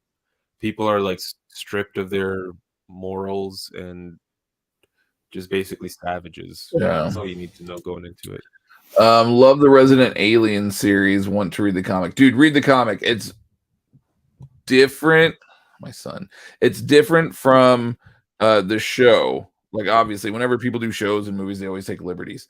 So the comic is very different than the show, but like that same familiar feeling is still there, and the comic's great. I love it. What happened to the Dr. Squatch thing? We got an early fan here. Funny you say that. Bam! Dr. Squatch, Pine Tar. I actually used them recently, but I have a Dr. Squatch. I bought the Star Wars series, so I got like Darth Vader, Yoda, and Obi-Wan were the 3 that I got, and so I'm still a massive Dr. Squatch fan. I consistently buy their products every month. I love Dr. Squatch. We just kind of quit doing the sponsor thing because we kept doing it, and like I don't nothing think came out of it. Ordered. And if they did, we didn't get paid. They didn't use our they used our promo code. So like after doing it for so long and just not getting any sort of traffic or any kind of hits or anything on it, I just kind of was like, you know what, let's just move on. Yeah, there's a certain point in your like a YouTube channel's popularity where sponsors reach out to you and say like, hey, we'll give you money for you to mention our stuff for like 30 seconds. We were I mean, well, now we're starting to get all these emails all the time about people asking us to sponsor, but it's like shit that when I think it's scam. I think it's scams. Yeah. I think it's scams half the time, but yeah, with Dr. Squatch, it was like if someone bought something, we'd get like maybe 15 cents. And so no one was buying anything, and we were just spending 30 seconds of every video. People were bitching and moaning about the fact that they had to wait a minute before we showed a book because we had to mention Dr. Squatch. Yeah. So we were like, screw it, no point. But then we hooked up with JP, and JP is a legit sponsor who a lot of people use our offer code. So thank you guys very much. It helps us a lot when you use our promo codes. Yeah, no, you guys have no idea how much it actually helps us a lot with getting new books in our collection and stuff to be able to show you guys, so you guys don't have to necessarily waste money on something you might not want. So yeah, I mean, we've done giveaways thanks to OPB in the past. We're doing giveaways. I think we're going to be doing a 15K giveaway too once we finally get over this little hump that we're on. Yes. We're going to be doing a 15K giveaway thanks to OPB as well. Yeah, so JP's the man. His business blew the F up last year. So I can't. Awesome. He's busy. He's a busy boy. Noctera by Snyder looks cool. I think, did I read issue 1? I don't remember. Tony Daniel on art. Yeah, I don't remember. Here you go. Thoughts on inflation affecting collected editions and which approach is better? DC raising prices but keeping the same quality, or Marvel with the same prices but worse binding and really thin paper? The DC quality thing is a tough argument for me because the qualities, it can be a big miss sometimes, where the book just doesn't open up, you get huge gutter loss. But I would prefer the quality to stay the same. Yeah, I would prefer the quality to stay the same. I mean, I get it. Yeah, inflation's a bitch. COVID definitely didn't help matters at all. A lot of things are harder to get and things like that. I mean, the whole world was severely impacted by what happened. So I get it. The thing is, keeping the price the same but making the quality worse just means the book is going to get destroyed sooner and you'll need to replace it or put money into fixing it. Yeah, and you're still shelling out 80, even at a discount, you're still shelling out 75, $80. So I would rather shell out $90 instead of $70 or whatever the case may be. And I mean, honestly, I just bought a DC book. Was it Absolute Planetary, the reprint that just came out? Not that, I mean, it's a $150 book, but that thing is a freaking brick. It is huge and heavy and just, yeah, like I mean, I didn't pay the full 150 obviously, but that's the cover price for the book. And I'm like, you know what? I'm not going to argue with that. Yeah. It's only 27 issues, but there's a lot of extras. The quality is insane. Like I'm not going to argue that. If for whatever reason all my Absolute Sandmans vanished and I had to repurchase them, I'd rather pay more now to get the same quality Absolutes that I've lost as opposed to paying the same price I paid 5 years ago for a crappier version of it. Yeah. I've also been leaning more towards digital lately too, because actually I can show you guys. I got this new tablet, so I'm an Apple guy by default, but this for the price, but I only really use tablets for like reading comics, and so I ended up getting the Samsung Galaxy Tab 7 FE or something like that. And this thing is like the size of an Absolute. The screen is like 13 inches. And so I use this for my reading now. And because I'm enjoying it so much more while reading digitally on this ginormous screen than I ever did on my like little 10-inch iPad. And yeah, it's brought reading digital comics to a whole new level for me. So I've also been going digital a lot lately too on stuff. Because yeah, I mean, why not, right? But yeah, good question. The comic is so much better. It is. The comic is really good. It's very, very different. I just used your codes today. Thank you. We appreciate you. Yeah, it's cool because like when people use our codes, I get an email that just says like, hey, your referral code was used and you guys earned $1.66 or you guys earned 66 cents or whatever it is. So I like getting those emails. That makes me happy. Stray Dogs is also an amazing mini. Another one of the animals that's amazing is Animal Castle. So I've heard a lot about Stray Dog. and I've seen some of the really cool variant covers that have come out for Stray Dogs, and it's always kind of intrigued me. But I just wasn't sure. 'Cause I think I bought one issue because I think it was like a Stranger Things variant cover, if I remember right. And I just thought it looked really cool, so like I picked it up. But I don't think I've really read it. I think I need to give it a shot. Animal Castle, I have never heard of, so I'm intrigued by that one because I've never heard of that one. Um, yeah, another one. If you want a really fucking crazy graphic book with just the most amazing art for like anthropomorphic animals, is get Squarriors. Squarriors by Ash Maxo and Ashley Whittier. Absolutely incredible. If you like animal books, check out Squarriors. It's like Game of Thrones meets Rescue Rangers. Like I don't know how to explain it. It's crazy. Marvel's paper stock has really gotten worse in the last few years. Other publishers are able to maintain thick paper stock. Probably Marvel testing the limits, see what they can get away with.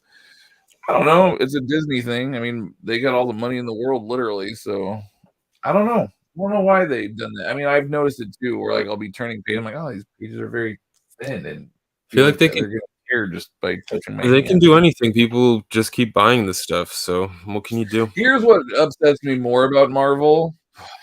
So I just recently bought Volume 1 and Volume 2 of Hickman's Fantastic Four, the reprints, right? I'm beyond stoked. I was like super happy to get those. My heart was soaring. It was great. Hey, Mike, look on the shelf and tell me what you see on those two books. Look at the spine. Yikes. Yep. They are off-centered as fuck. Like, there's a color difference. Yeah, they're not. I don't know if it's because one's a variant and one's a not. I don't know, but I am not very happy with that. I was actually really like bummed out about that. I'm like, seriously, Marvel, what the fuck are you doing? Yeah, that's rough. Yeah, keep going down. Like, show like the main logo. Like, yeah, like that. Like, it's completely off. And I was like, oh, that sucks. I was super bummed when I saw that. That hurt the soul a little bit. Yeah, that's rough luck. Well, and they also and it's not even like they were printed like a year apart. They were printed like 3 weeks apart from one another. Like, how hard is it to make the spines match? Well, then I guess they've also just changed like the general spine design from their classic. Yeah, look at my Amazing Spider-Man's up there, and my Fantastic Four's down below. I don't know if people can see that. Those two, yeah. It's a shame. Yep, I don't know. DC doesn't do that, at least. The one thing that confused me about DC is the John Byrne Superman Man of Steel books. So volume 1, the spine's like that blue and red, or I think blue and red. And then 2, 3, and 4, which I don't have, I need to pick up 4, but 2, 3, and 4 are all that like red yellow. So I'm like, why is one blue and then the other 3 volumes are red yellow? Like, well, that was kind of weird, but DC would also switch the logo around quite a bit, which is frustrating. Yeah. But oh well. The worst thing Marvel has done with the spines is the tiny font. Yep. I saw a bunch of pictures of the spines and saw they were off for everyone. Oh well, at least it's not just me. Really annoying. That's a DC thing to do. What's the name again? Here, I'll type it. Oh, hang on, my computer's being weird. I don't know. You don't want to record my screen. What the shit? Okay. Squarriors, like warrior, but like like because it's yeah, there we go. Warriors, because it's squirrel warriors. Well, it's actually woodland creature warriors, but like the squirrels are kind of like the main feature, so it's squirrel warriors, and they also like Ash Maxo, the writer, also invented like a board game or a card game or something like that, also involving Squarriors that you can get. Like, it's pretty insane. Some of the best artwork you'll see in a comic book. Oh yeah, dude. Ashley Whittier's art is fucking incredible. Mm-hmm. DC usually has a completely different DCF. That happened multiple times. Sorry I may have missed it, but how will Mike bring back the books to Canada? Did he drive? He did not drive. I actually took a regular sized luggage bag, checked it in, and tucked in a carry-on luggage inside of it. So on the way here, my main luggage bag was empty. It only had my carry-on bag inside of it. Now I'll take the carry-on on me with me onto the plane, and the luggage will actually have books in it. Yes, up to 70 pounds. So he's Mhm. not going to be able to take them all. He can only take up to 70 pounds. So he's going to kind of pick and choose like based on weight and what he actually wants to read. Yeah. And then kind of go based off that. Yeah, you're welcome, man. DC was pretty egregious with the Grell Arrow Omni spines not matching. I'm pretty sure the Swamp Thing Absolutes have different spines too. Yeah, I don't know. I don't understand what's so hard about that. I may be wrong though.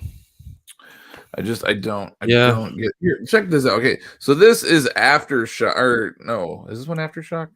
Image. So this one's Image, right? And it's just trade paperbacks, but it's a volume 1 and volume 2. And look how freaking perfect that is.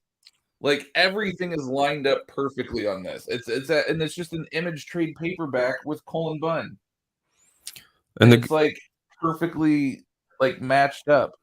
And they're just trade paperbacks that like they're like, no, we need these to like be like, thanks, Image. You guys get it.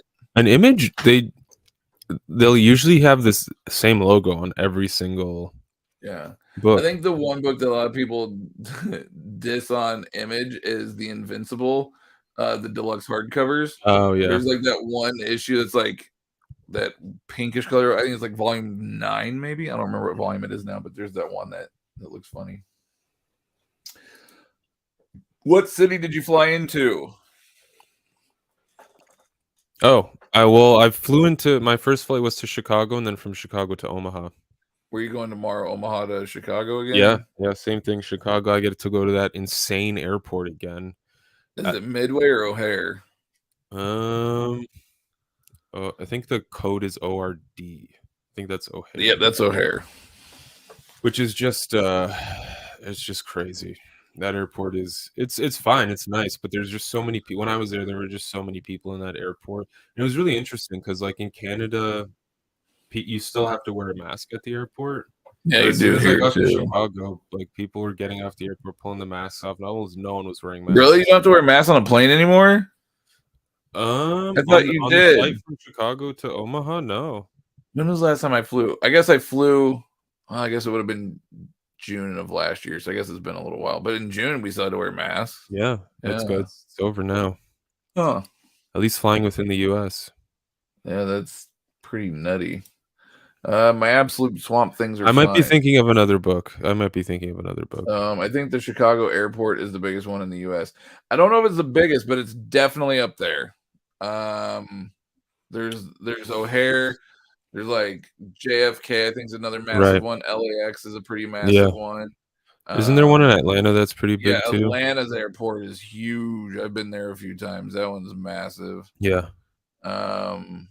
Denver's pretty big. I don't think they're like one of the biggest, but Denver's a big one too. There's conspiracy theories regarding Denver. Ooh. The Illuminati. But the airport? Yeah, that's serious. Check it out. It's pretty interesting. Someone said they just got rid of the mask mandate on okay. So well, that must have been that's interesting. So I'm going to be flying to Savannah, Georgia in into July, and possibly to Toronto. Does anybody live like anywhere near Savannah, Georgia? I'm going to be going there, and I'm going to have, I think, some time to kill. It's for a business trip, and I think I'm going to have some time to kill. So I'm trying to like find things to do around there, like any good comic shops or anything in the area that I need to go check out. If anybody's around that area, let me know. That'd be fun, yeah. All right. So they just got rid of it a few days ago, apparently. That's cool. It's annoying how some content creators keep asking for a different format every time a trade paperback collected edition is released. It's a low-hanging fruit, and bigger OHC, omnibus, etc. doesn't mean better. Oh, I see what you're saying. Took me a minute to realize it's late. I get what you're saying. Yeah, so like for instance, regression. Like if we were reviewing it, we were like, "Oh, this needs to be an OHC or this needs to be an Omni or whatever." Yeah, no, I get it. That's why instead of doing that, I say, you know what I'm gonna do? Custom bind. And then I just do it myself and I custom bind those bitches. And that's what I'm gonna be doing with regression, provided I gotta read it still. But it's Cullen Bunn and Cullen, we were discussing this earlier. Cullen Bunn's hero stuff, his big two stuff, is hit or miss. But his indie stuff, and granted, the man writes so much, I have not read it all, so I can't speak for every book he's ever written. But a lot of all the indie stuff that I've ever read of his is fucking phenomenal. Yeah, I've thoroughly enjoyed them all, especially the horror stuff. Like he is such a talented horror writer. Yeah. So I'm pretty excited to dive into this one. I might actually check it out tonight. Actually. Yeah, I mean, I've definitely been there where I wish that a title was released in a specific format, but I guess wishing versus complaining about it not being released that way is very different. Like something like Ice Cream Man, for example. I think we've been complaining. Why is there no oversized hardcover? But we just said this title we think deserves it. Go check it out. Go read the issues, buy them, because that's how a publisher knows. Hey, let's maybe make an OHC. The trade paperbacks are selling like hotcakes. And now it's getting the Sunday edition. Yeah, June, baby. Yeah, a couple months. Oh my goodness. Yeah. Time is flying by. Time is really flying by. I can't wait to get those ones. Let's see. Matt, what was the name of that book you were reading from that writer in the Philippines? Trese. Trese. It's also a anime show on Netflix as well. They turned it into a Netflix show. It's like 6 episodes. But Trese, it's a phenomenal book. I thoroughly enjoyed it. It's like a female version of a Filipino John Constantine meets Filipino folklore. I mean, that's really what it is. She's sort of like, and the only reason I say John Constantine is because that's why you're able to say that and people go, "Oh, supernatural detective." That's basically what she is. She's a supernatural detective. But it deals with a lot of Filipino folklore, and it's freaking awesome. They need to reprint those Harrow County libraries. Not yet, they don't. Yeah. I think someday. I think I saw recently that 1, 3, and 4 are pretty easy to find. Volume 2 is very hard to find, especially on eBay. But I think I saw someone post it recently. So really, yeah, crazy. Are you guys getting the Decorum hardcover? Uncle Steve. I'm not, because it's actually at the bindery now. It's probably ready for me to pick up. I put that in a Image anthology bind with Family Tree by Jeff Lemire and Phil Hester. Ooh, 2 series, so it's not a big anthology, but I have not read Decorum yet, so I can't say either way because I have not read it yet. You read an issue though, right? It's got that really weird art style. What's his name? Mike Hendrick? No, I'd have to see it. Maybe I did. I know the name. Like the name sounds very familiar, but I don't recall ever reading it. Maybe I did. I need to give this artist a shout out because it's fantastic. Mike Huddleston. Yeah, that name sounds very familiar. Yeah, it's like this kind of art style. Oh. Anyway, yeah, I remember. Yeah, who's the writer on that? Hickman. Oh, okay. Yeah, I think I did read issue 1. Yeah. Yeah, I think I did read it. I'll have to reread it and then I'll see if I enjoy it. Yeah, I'll definitely grab it. It's a weird book. It's definitely a very, very weird book. Keep an eye on it. Yeah, Firepower hardcover. I think that Kirkman one, right? I think that was announced an OHC for it. I mean, Kirkman is like guaranteed. It's well, I mean he's a founder, like CEO or whatever it is. Not CEO, but like something. He's a high up. Yeah, it is coming out May next month. I don't know that I've read Firepower. I think that was one of the ones. It's awesome. Well, it's not that I didn't want to read it, but that was when I was playing catch up with Stillwater crossover, because I didn't read all those books right from the jump. I had to play catch up on a lot of those, and Firepower was one I was like, I'll come back to. I already have too many books on my list that I'm reading.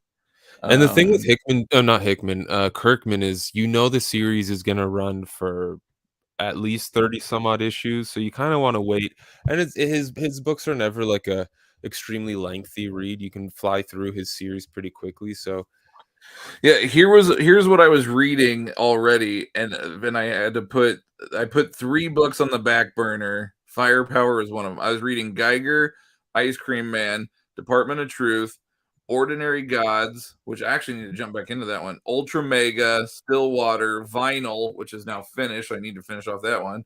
Radiant Black, Homesick Pilots, Crossover, Time Before Time. And then I was like, that's just, I have way too many, because then the ones I had to put on the back burner was Firepower, Two Moons, and Noctera. Okay. Like, I gotta, but now I gotta play catch up even more, because that was before I had my mental break. And I didn't read for 3 fucking months. So now I gotta get back on it. Next month is when Firepower. I read the Prelude. Oh wait, I skipped Andrew. Can't stay long. Just want to say it's cool to see you all in the same room. Hope you guys are doing well. Thanks, Andrew. Thank you, I Andrew. answered some of your questions, buddy. So go back for Tiny Onion. So go back and reread. Go back and check out the earlier part of the podcast. I read the Prelude and I was sold. Stopped reading, waiting for the hardcover. It's a very cool comic, yeah. Speaking of reprints, I ordered the Descender Deluxe Volume 1 from OPB. I had no idea a reprint was coming. Oh, that's freaking dope. And I haven't seen any other place that had them. I ordered on Tuesday and it hasn't shipped. Oh, it might not be in yet. Was it a pre-order? Are they doing Ascender Deluxes? I forget. Yes. I think I'm 99% sure they were. Speaking of, I actually ordered some shirts off Dustin Wynn's Threadless shop, and I got like his version that he did of The Crow, which is like my all-time favorite movie, as you guys probably know. And then I also ordered a Tim 21 like skeleton shirt, and they just arrived. I got them to see them today. They're pretty sweet. Yeah, they're awesome. Geiger is amazing. Yes, when I first heard what Geiger was, I honestly went, "What the hell is Jeff Johns doing?" And then I started reading it, and it's not what I thought it was going to be. And I was like, oh, Jeff Johns, I love you. Geiger is great. Which post-Hoxpox X-Men books are worth reading, and which one should we skip? I'm not a big X-Men fan, to be honest with you, and Mike's not either. So we are not the right people to ask. I just did what I usually do when it comes to Marvel titles, and I followed the creators. So Hickman, after Hoxpox, obviously did Adjectiveless X-Men, which I recommend. Simon Spurrier did Way of X, and I think he's doing a new series called Legionnaires of X or something like that. And then Kieran Gillen is doing an X-Men title as well. So I'll pick those up in trades anyway and custom bind them. But that's just creator based. I'm just following my favorite creators. One thing I would recommend is that if you're interested in what our brand, Hardcore Comic has to say, is go back and onto our Instagram feed and just start looking for like covers to Marvel books. So we have our good buddy Alex that we were talking about earlier. He does Marvel reviews for us each week, and then we post them on Instagram because Marvel sends us advanced copies of things. And Rusty is a huge X-Men fan, has been for years, and so he's read like a crap ton of X-Men books, and so he reads when he gets a chance, he reads those ones and then writes reviews on them. So I don't know if he's reviewed every single one, but he's reviewed a good chunk of X-Men and X titles that are like recent. So I would just recommend going back and checking out our Instagram feed on that one, and then getting an idea of what Rusty thinks. He rates them like at best out of 5, like 3 out of 5, 4 out of 5. I've noticed though that when he does that, there seems to be a lot of 3 out of 5. I was gonna say, there seems to be a lot of 3 out of 5. I don't know if he likes many series from Marvel right now. Yeah, which is weird. He'll give them mediocre ratings, but then he'll tell you to go check it out, like online. Well, that's because I think he does. I think that's just because he doesn't want to like sway people's opinions. Like he like wants you to form your own opinion. I don't know. Please. Any Image comic titles you think are guaranteed for an OHC that hasn't been announced yet? I don't think Noctera's had one announced yet. Yeah, I would think that would get one. Geiger will. I don't know if it's been announced. Department of Truth for sure. Yeah.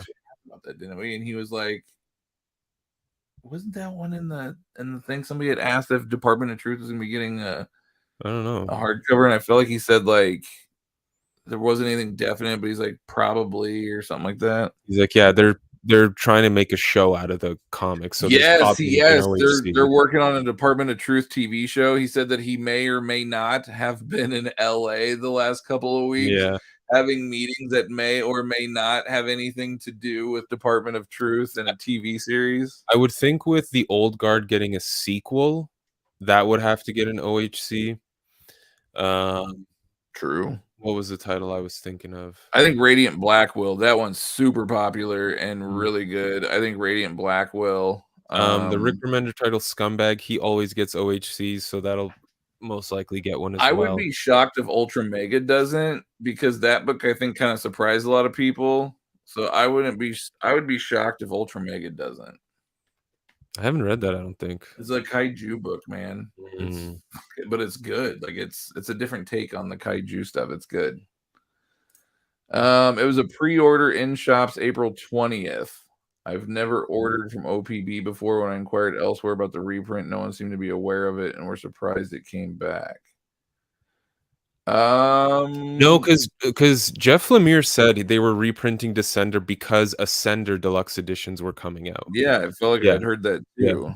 So that I think there should be reprints coming out. I don't know the date, but well, here, man, I'll tell you what. I'll reach out to our boy JP. let's have him jump on. Yeah, it does say Descender Deluxe in shops April 20th. Let me ask JP when it's actually. It probably got pushed back, to be honest with you. Oh, he's online right now. Maybe I can get a quick answer.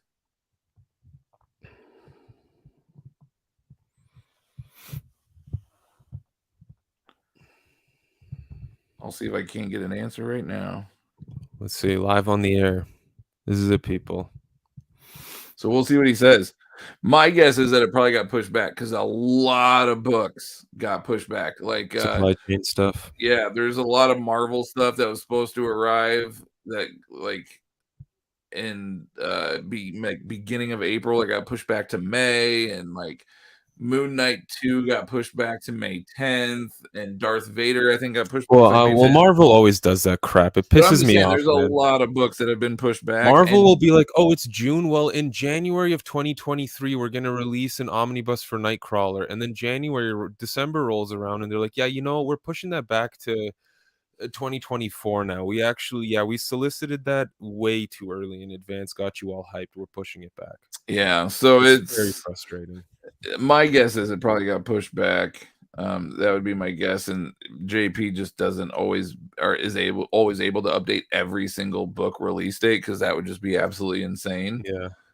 So that would be my guess. But if he gets back to me, I'll let you know. I messaged him. We'll see what he says.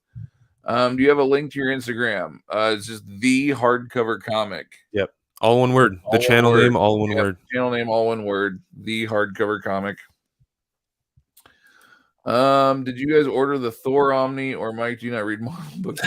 I just said I have hundreds of Hulk issues. Maybe I don't think Uncle Steve was around for that one. I do read Marvel books. I am interested in the Thor Omni. I have it pre-ordered. Yeah, I actually custom bound the God of Thunder run initially. I was one of the first series when I was starting to read comics and buying single issues on a monthly basis. Thor God of Thunder was one of the series I was picking up. I bound it. And I sold the bind eventually. Yeah. No, I have it pre-ordered. I pre-ordered it like a month and a half, 2 months ago. I know that JP just got his in stock. He was taking pictures and putting them on Instagram and stuff. So I know that he's got them in stock. So mine should be shipping, I would assume, tomorrow. Which cover? Well, I think he might not be able to ship technically till Tuesday. So by Tuesday, it should ship. Which cover did I get? I don't remember now. There was one that I was like, no, that's dumb. And there was one like I didn't. There's like 3 covers. I think. Yeah. So there's the one with like the 3 different Thors: young, current, and future Thor. I'll look right and then now there's the one with Jane Thor. Yeah. I don't know what the third one is. Oh, yeah, let me look. I'll tell you which one I got. Anyway, we'll move on while I'm trying to pull this up. I feel like they definitely just didn't update the release date. Yeah, that's it's possible. Very possible. phone is being I mean, it might have been a sudden thing too. Who knows? But yeah, those definitely are getting reprints for sure. Yeah, and not only that, but JP ain't out to screw you over. I guarantee you that that dude is like the best customer service in all of the world. Yeah, he's awesome. Like he legit has amazing customer service. Like that's his big thing is customer service. Like he's by far the most dope dude when it comes to that stuff. Yeah. My orders. That's when I spent $500. Oh, I got the Douterman cover. The one where he's, let me blow it up here. This one. Cool. This is the cover that I got. That's Russell Dauterman? Really looks like Deodato Jr. or something. Cool. Nice. That's a cool cover. Yeah, I like that one. So I got that one. I think it was like the three Thors is the one I didn't like. I'm like, that's dumb. But yeah, no, I'm super excited for that Thor book because I remember I've never really liked Thor, right? Like it just wasn't my thing. But when somebody said, no, you need to read Jason Aaron's Thor, I did, and I was like, holy balls, this book is amazing. I absolutely love Jason Aaron's Thor run. No other places seem to have it. Yeah, maybe it got pushed. That's my guess. He doesn't want to piss off Marvel. Maybe. I'm sure he likes getting advanced copies of books from us, so maybe. He's thrown some 1.5s out there. Has he? I don't remember. I post them and I don't even pay attention. No, I'm kidding. Yeah, okay. Chaos Bringer said that's the Quesada cover. Then why does it say Douterman on his? I don't know. Either way, that's the cover I got. That's the one I got. Maybe Quesada Trace. I'm kidding. I'm kidding, people. Dauterman's is the Jane. Well, then he's got it posted wrong. If he sends me the Jane Thor cover, I'm gonna be pissed because that's not the one I want. You don't want that? Why not, man? No, it's nothing wrong. Actually, nothing wrong with it. Because I remember when Lady Jane Thor first came out, and I went, seriously, this is ridiculous. And then someone, I think it might have been Jabbo, he was like, dude, just fucking read it. And I was like, really? He goes, just fucking read it. He goes, I promise you, you're not gonna regret it. And I was like, all right, whatever. And I read it and I was blown away. And I was like, all right, I'm an idiot. I'll take it back, man. That book was fantastic. You know, looking back at things that like that Garth Ennis said at the Comic-Con, he specifically, someone asked him about the Punisher controversy and what he thinks of the new Punisher. I guess whatever's happening in Punisher now, him being part of the Hand. Is it the Hand? Yeah, leading it, I guess.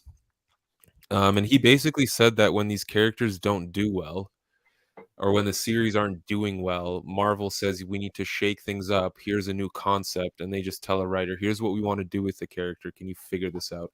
So it kind of makes me just wonder. I don't know. It seems like Jason Aaron's just that guy where Marvel has like this idea, and they're like, well, you're a great writer, so do it. Yeah.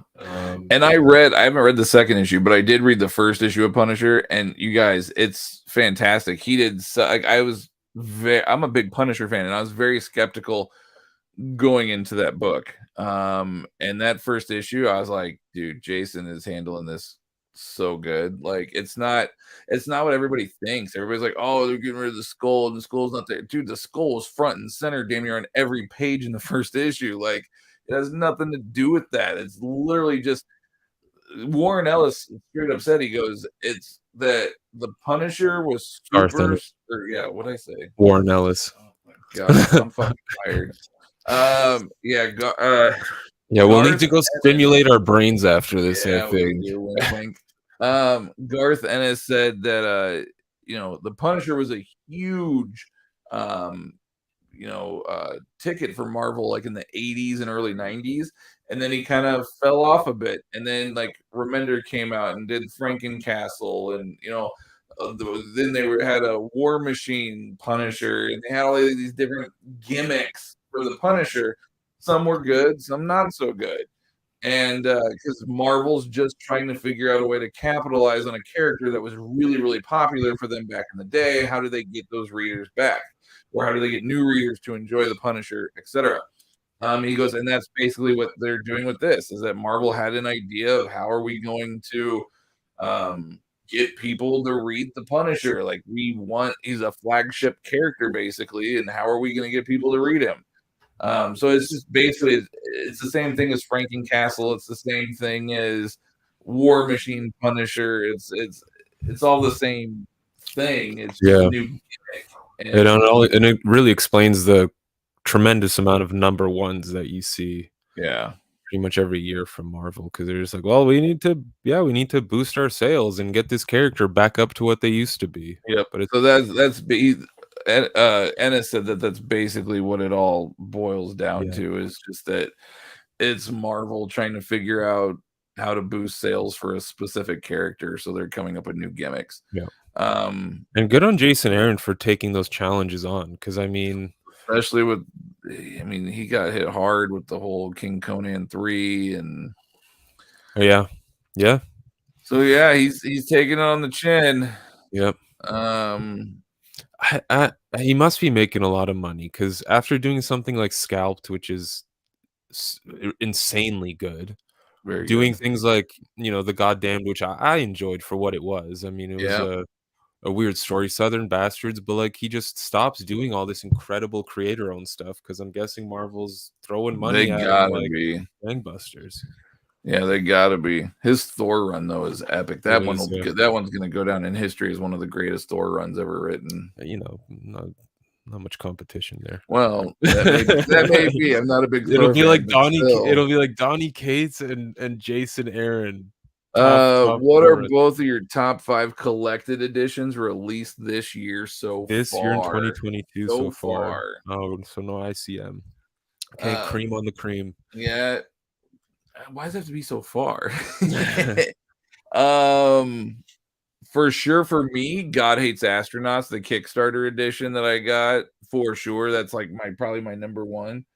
Um, Madman Volume 2 Library Edition was Deadly another Class big Book one for 3. me. Yeah, Deadly Class Book 3 was huge. Yeah. Uh, I'm going through my Amazon purchase yeah, streak I gotta here. think. Oh, Fantastic Four Hickman 1 and 2. Those were massive reprint. I mean, they're reprints, but still, I don't care. I've been wanting those books in my collection for years. And then, surprisingly, one that surprised the hell out of me. Well, no, I think it was released last year. I just bought it this year, so never mind. I just bought that one this year. It was released last year, so that doesn't count. I was gonna say Star Wars: The Old Republic. That Omni surprised the hell out of me how good that was. Maybe the Flintstones by DC. Was that this year? I think so. That was Nice. this year. Yeah, that's pretty Yeah, I recent. feel like I did that video not too long ago. Yeah. Yeah, I think it's Absolute Swamp Thing Volume 3 came out this year. That was very exciting. Ooh, finally. I didn't know this was officially. I just looked up Omnibus on Amazon, and Dark Knight's Metal Omnibus finally popped up. January 2023. Is it actually going to be releasing though? That's the question. I'm all over that Omni because I need to reread that event because I remember loving it, but at the same time I remember being very confused at points during it, and I'm like, I just need to reread that. Yeah. So they're reprinting American Vampire Omnibus Volume 1 before doing Volume 2. Hey, I'm okay with that. Bless you guys. Thank you for that. Yeah, no, I need. Can't wait to reread the same material. I need that one, you dick. Eternal Warrior Classic Omnibus. Yeah, Valiant's been releasing a lot of the classic stuff, which is Ooh, awesome. there is an Omnibus Volume 2 for American Vampire coming out October. I didn't know that. Yeah, I thought you were being sarcastic. Yes. Gang. I'll have to pick that up. Too bad it's $163 Canadian. That's Canadian money, though. I'm keeping my OHCs. I'm okay with not having Thor's mini in OHC format. I have the trade paperback. I'm more excited for the Matt Fraction Thor. A lot of new stuff in there for me, plus Fear itself. I've never read the Matt Fraction Thor. I'm intrigued by that one, though. They're doing the boys' oversized hardcover Omnis, too? I'm sorry. I've seen your video and all, but I can't fathom the Flintstones book being good. Go read it, my man. Go read it. I'm telling you, like I mean, I agree with whoever that is, dude, but I'm not a Flintstones fan. So well, okay. Granted, I was a Flintstones fan, but I remember people talking about how good that it was. People also like Scooby Doo Apocalypse. Jim Lee was on art and stuff, and I'm like, I don't like it. I did not like Scooby Doo Apocalypse. I thought a dog Scooby talking with emojis was the dumbest thing in the world. I was not a fan of Scooby Doo Apocalypse. I tried reading Wacky Races, which was like another one everybody's like Yeah, going yeah, gaga yeah, yeah. over, and I had a hard time getting into that one too. Yeah. So overall, I really wasn't a huge fan with the Hanna-Barbera DC crossover, except for Flintstones. And there's a I heard Booster Space Ghost Gold. was good. Yeah. Well, and there's a Booster Gold crossover with the Flintstones. Now I got you sold, don't I, Mike? Yeah. Booster Gold crossover. Dude, the Flintstones is fantastic. Just trust Okay, me. I'll try it. Read it digitally. Just trust me. Yeah. It's great stuff. And just so people don't think I absolutely hate Marvel, my most anticipated omnibus of the year is the Miracle Man omnibus coming out. That's not really them though. I'm excited for that because it's Alan Moore. They're just publishing it. Yeah. Yeah. So stoked for that. I think he's referring to Thor in that one. Well, both of them. Can't wait for the boys' omnibus books. Yeah, I gotta look at what's coming out more often. I'm out of the loop, clearly. Yeah, we've been out of the loop for a while. We got life. Well, we kicking get us in the we get balls. caught up in the custom bind game, you know, and you kind of forget about official releases. Mad Fraction Thor is pretty bad. Easily the worst Thor run in the last 35 years. Wow. Ouch. Yikes. But here's the thing. I don't doubt it. And I hate saying that, but like Matt Fraction's Punisher run was like, Yeah. Custom bound the bitch. But I mean, he shouldn't write serious. It's like meh. And then he also his Fantastic Four. It's like one of the worst like Fantastic Four omnis like in the world. So there's like that one, and it's like he's known for sex criminals and Hawkeye. Like that's what he's known for. Yeah, I know. And even sex criminals. I don't know if I didn't like maybe Chip even carried that Yeah, one. I didn't really like sex criminals to be honest with you. It was a weird concept. It was a little too off weird for me. One thing that I love is how far Chip has gotten. Chip Zdarsky, how much he's He's someone I can't wait to meet at a con someday. Oh yeah. He went from being a comedy writer to writing like one of the best Daredevil runs I've ever read in my entire life. Yeah. He reminds me of Ryan Brown. I don't know why. Maybe it's like they both have like the same sense of humor, but he reminds me of Ryan Brown. I wish the boys' definitive editions were being reprinted. I'll be keeping the softcover omnis.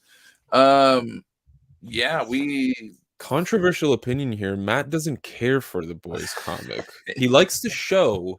He really enjoys the show, but he could care less for the comic. Well, I don't know that but the issue that I had with the comic was that, again, similar to Crossed, it was just very, very graphic and very yeah, I don't know. Maybe I'll reread it. Yeah, it's a little over the top. Yeah. Whereas the show, they kind of toned it down a little bit. It's not quite so. It's not quite so much. I don't know. There's just certain aspects about that crazy over the top shit that I can only stomach like so much. Yeah. Like.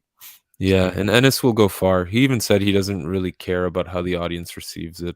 Yeah, which is cool. I respect the shit out of that. I think that's awesome.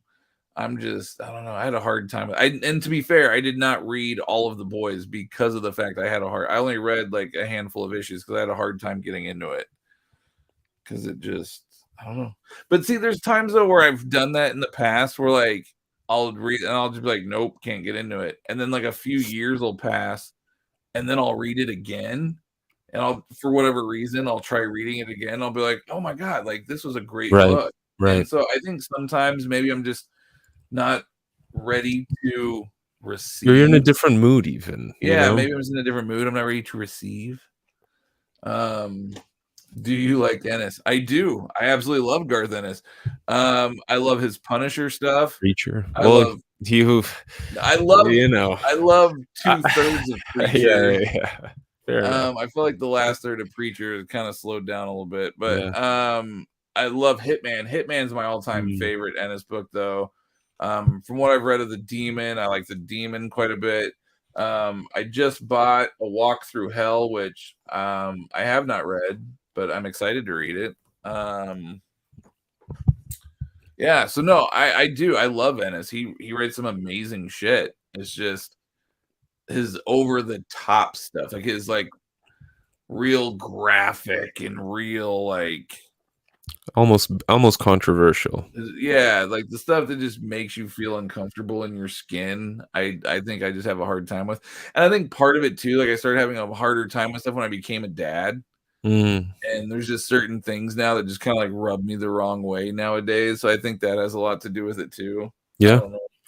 yeah, that's fair. I mean, look, I could there are a lot of people that adore Donny Cates, but, Yeah. for the most part, I love his indie stuff. His yeah, indie stuff's absolutely phenomenal. if anyone says, "What do you think of his Venom, Thor?" I mean, I haven't read any of his Hulk, but Oh, Ennis is Section 8? Fucking love Section oh, yeah, 8. it's fantastic, yeah. Yeah, no, I love Ennis. It's His just his Hellblazer run? yeah, Hellblazer oh, hands down, Hellblazer is Yeah, phenomenal. So, yeah, no, I love Ennis. I just there's certain titles that I'm not a fan yeah, of. that's fair.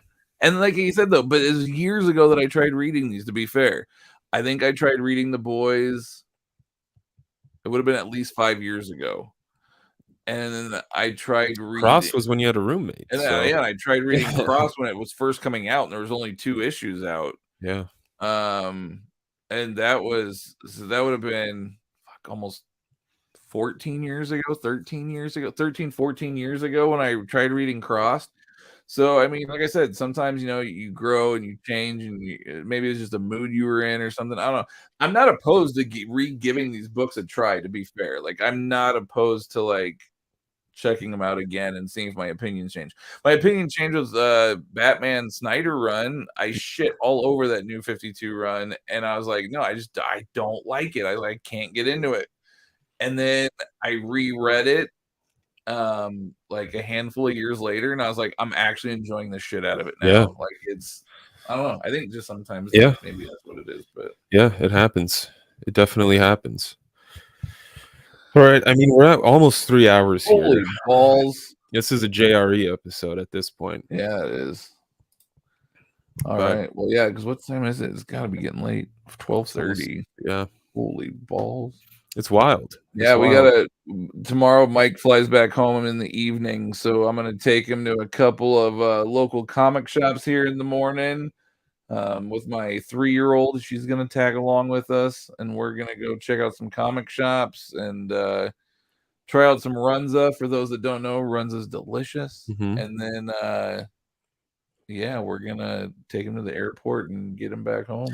Yeah, so, I have no excuse to not make videos anymore because I have a ton of crap I need to read and talk about. I mean, we definitely got inspired to do, like, potentially must-read titles, videos for certain creators that we got to see and speak Yeah, to. yeah, I think that we had an idea for doing Colin Colin Bunn. Bunn, like top 10 Colin Bunn books, and I was like, dude, that would be epic. But I almost feel like for Colin, he writes so much, you might have to almost go like top 20. Yeah, yeah. Do a top 10 for Jane for, Yeah, Tynion Tynion. for sure. Um, Yeah, I mean, I've done Matt Kint, I've done Garth Ennis, I've done all these writers, but we'll see. Maybe a top Aftershock, must-read Aftershock yes, titles. yes. After talking with Aftershock and reading like Knock 'em Dead by Elliot Rayall, dude, Knock 'em Dead's a great book. You guys go check that one out. I really enjoyed it. And they have Um, so many titles that both you and I could do must-read Aftershock titles and talk about completely different books because yep. they have so many series that, like, you don't even take in. Yep, I was like, dude, I think I need to start reading more Aftershock after like checking out their booth and stuff. Yeah, Steve Orlando's done a bunch Yeah, of he's done like titles. 5 different titles for Yeah. them, which is Elliot Rahal, crazy. Peter Milligan. Yeah, Garth Ennis has done, like, 4 books with them at this point, 4 Yep, series. yep. It's wild. Cullen Bunn's done a lot. Maybe an unpopular opinion, but Tinion's Batman run. Oh, not Tech. Okay. Oh, I thought he was talking about Tech at first, and I was like, boy, those are fighting words. Not Tech is pretty mediocre. Honestly,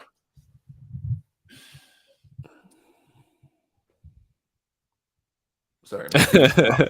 I can see that to a degree. I mean, especially if you're trying to compare it to his detective run, which Mm, was an amazing. I think it's kind of hard to capture that lightning in a bottle twice. right. Um, but you know, I still need to read the full thing. From what I remember, It was good. Yeah, I didn't dislike it by any stretch of the imagination. It's just tough to go to follow a run, and I know not many people like Tom King's run that much, but it was, in my opinion, it was a different kind of Batman title, a Mhm. different kind of style to tell Batman stories, which I really liked. You know, Scott Snyder's run, I personally really loved. Grant Morrison's run is cream of the crop. It's a tough act to follow, man. Batman's a really tough act to follow. I think Chip's coming up next, so we'll see what Chip does. Yeah, you did Daredevil, so we'll check it out. But yeah. So, anyways, thank you everyone for hanging out with us tonight Yes. on a Sunday night, super late at night. We greatly appreciate it. Just yeah, man. Yeah, thank you, Malaysia, India, India, US, Canada, and you US, guys are all awesome. Brazil, Brazil, everybody. yeah, it's Yeah. amazing. Thank you all for tuning in, and if you're watching this after the fact, thank you And we too. didn't name your country. Yes. We still thank you. One last thing before we go, organicpricebooks.com. Use the promo code THC2 to get $2 off your order. If you're getting 3 or more books all in one order, THC ship it together 5% off. All one word. THC ship it together, all one word. Yeah, man. Oh, and JP has not replied to me yet, Inman, but I'll hit you up as soon as he replies to me. I'll find you and I'll hit you up and let you know what's going on. But yeah, so everyone, thank you, everyone. We greatly appreciate you guys. More power from the Philippines. Yeah. Nice seeing you guys. Yes, thank you guys. This was an iconic. This is our first time recording together. This is like an iconic. Only took like what, 5 years? Yeah. Fuck, it has been. Yeah. Yeah. All right. So thank you, everyone. Have a great night. Everybody tell Mike to fly safe. Thanks, guys. Books as you can. We had to take a door off of a closet to pull my books out. We did. It was pretty insane. But all right, cool, everyone. Thank you guys. Have a good night. Stay classy.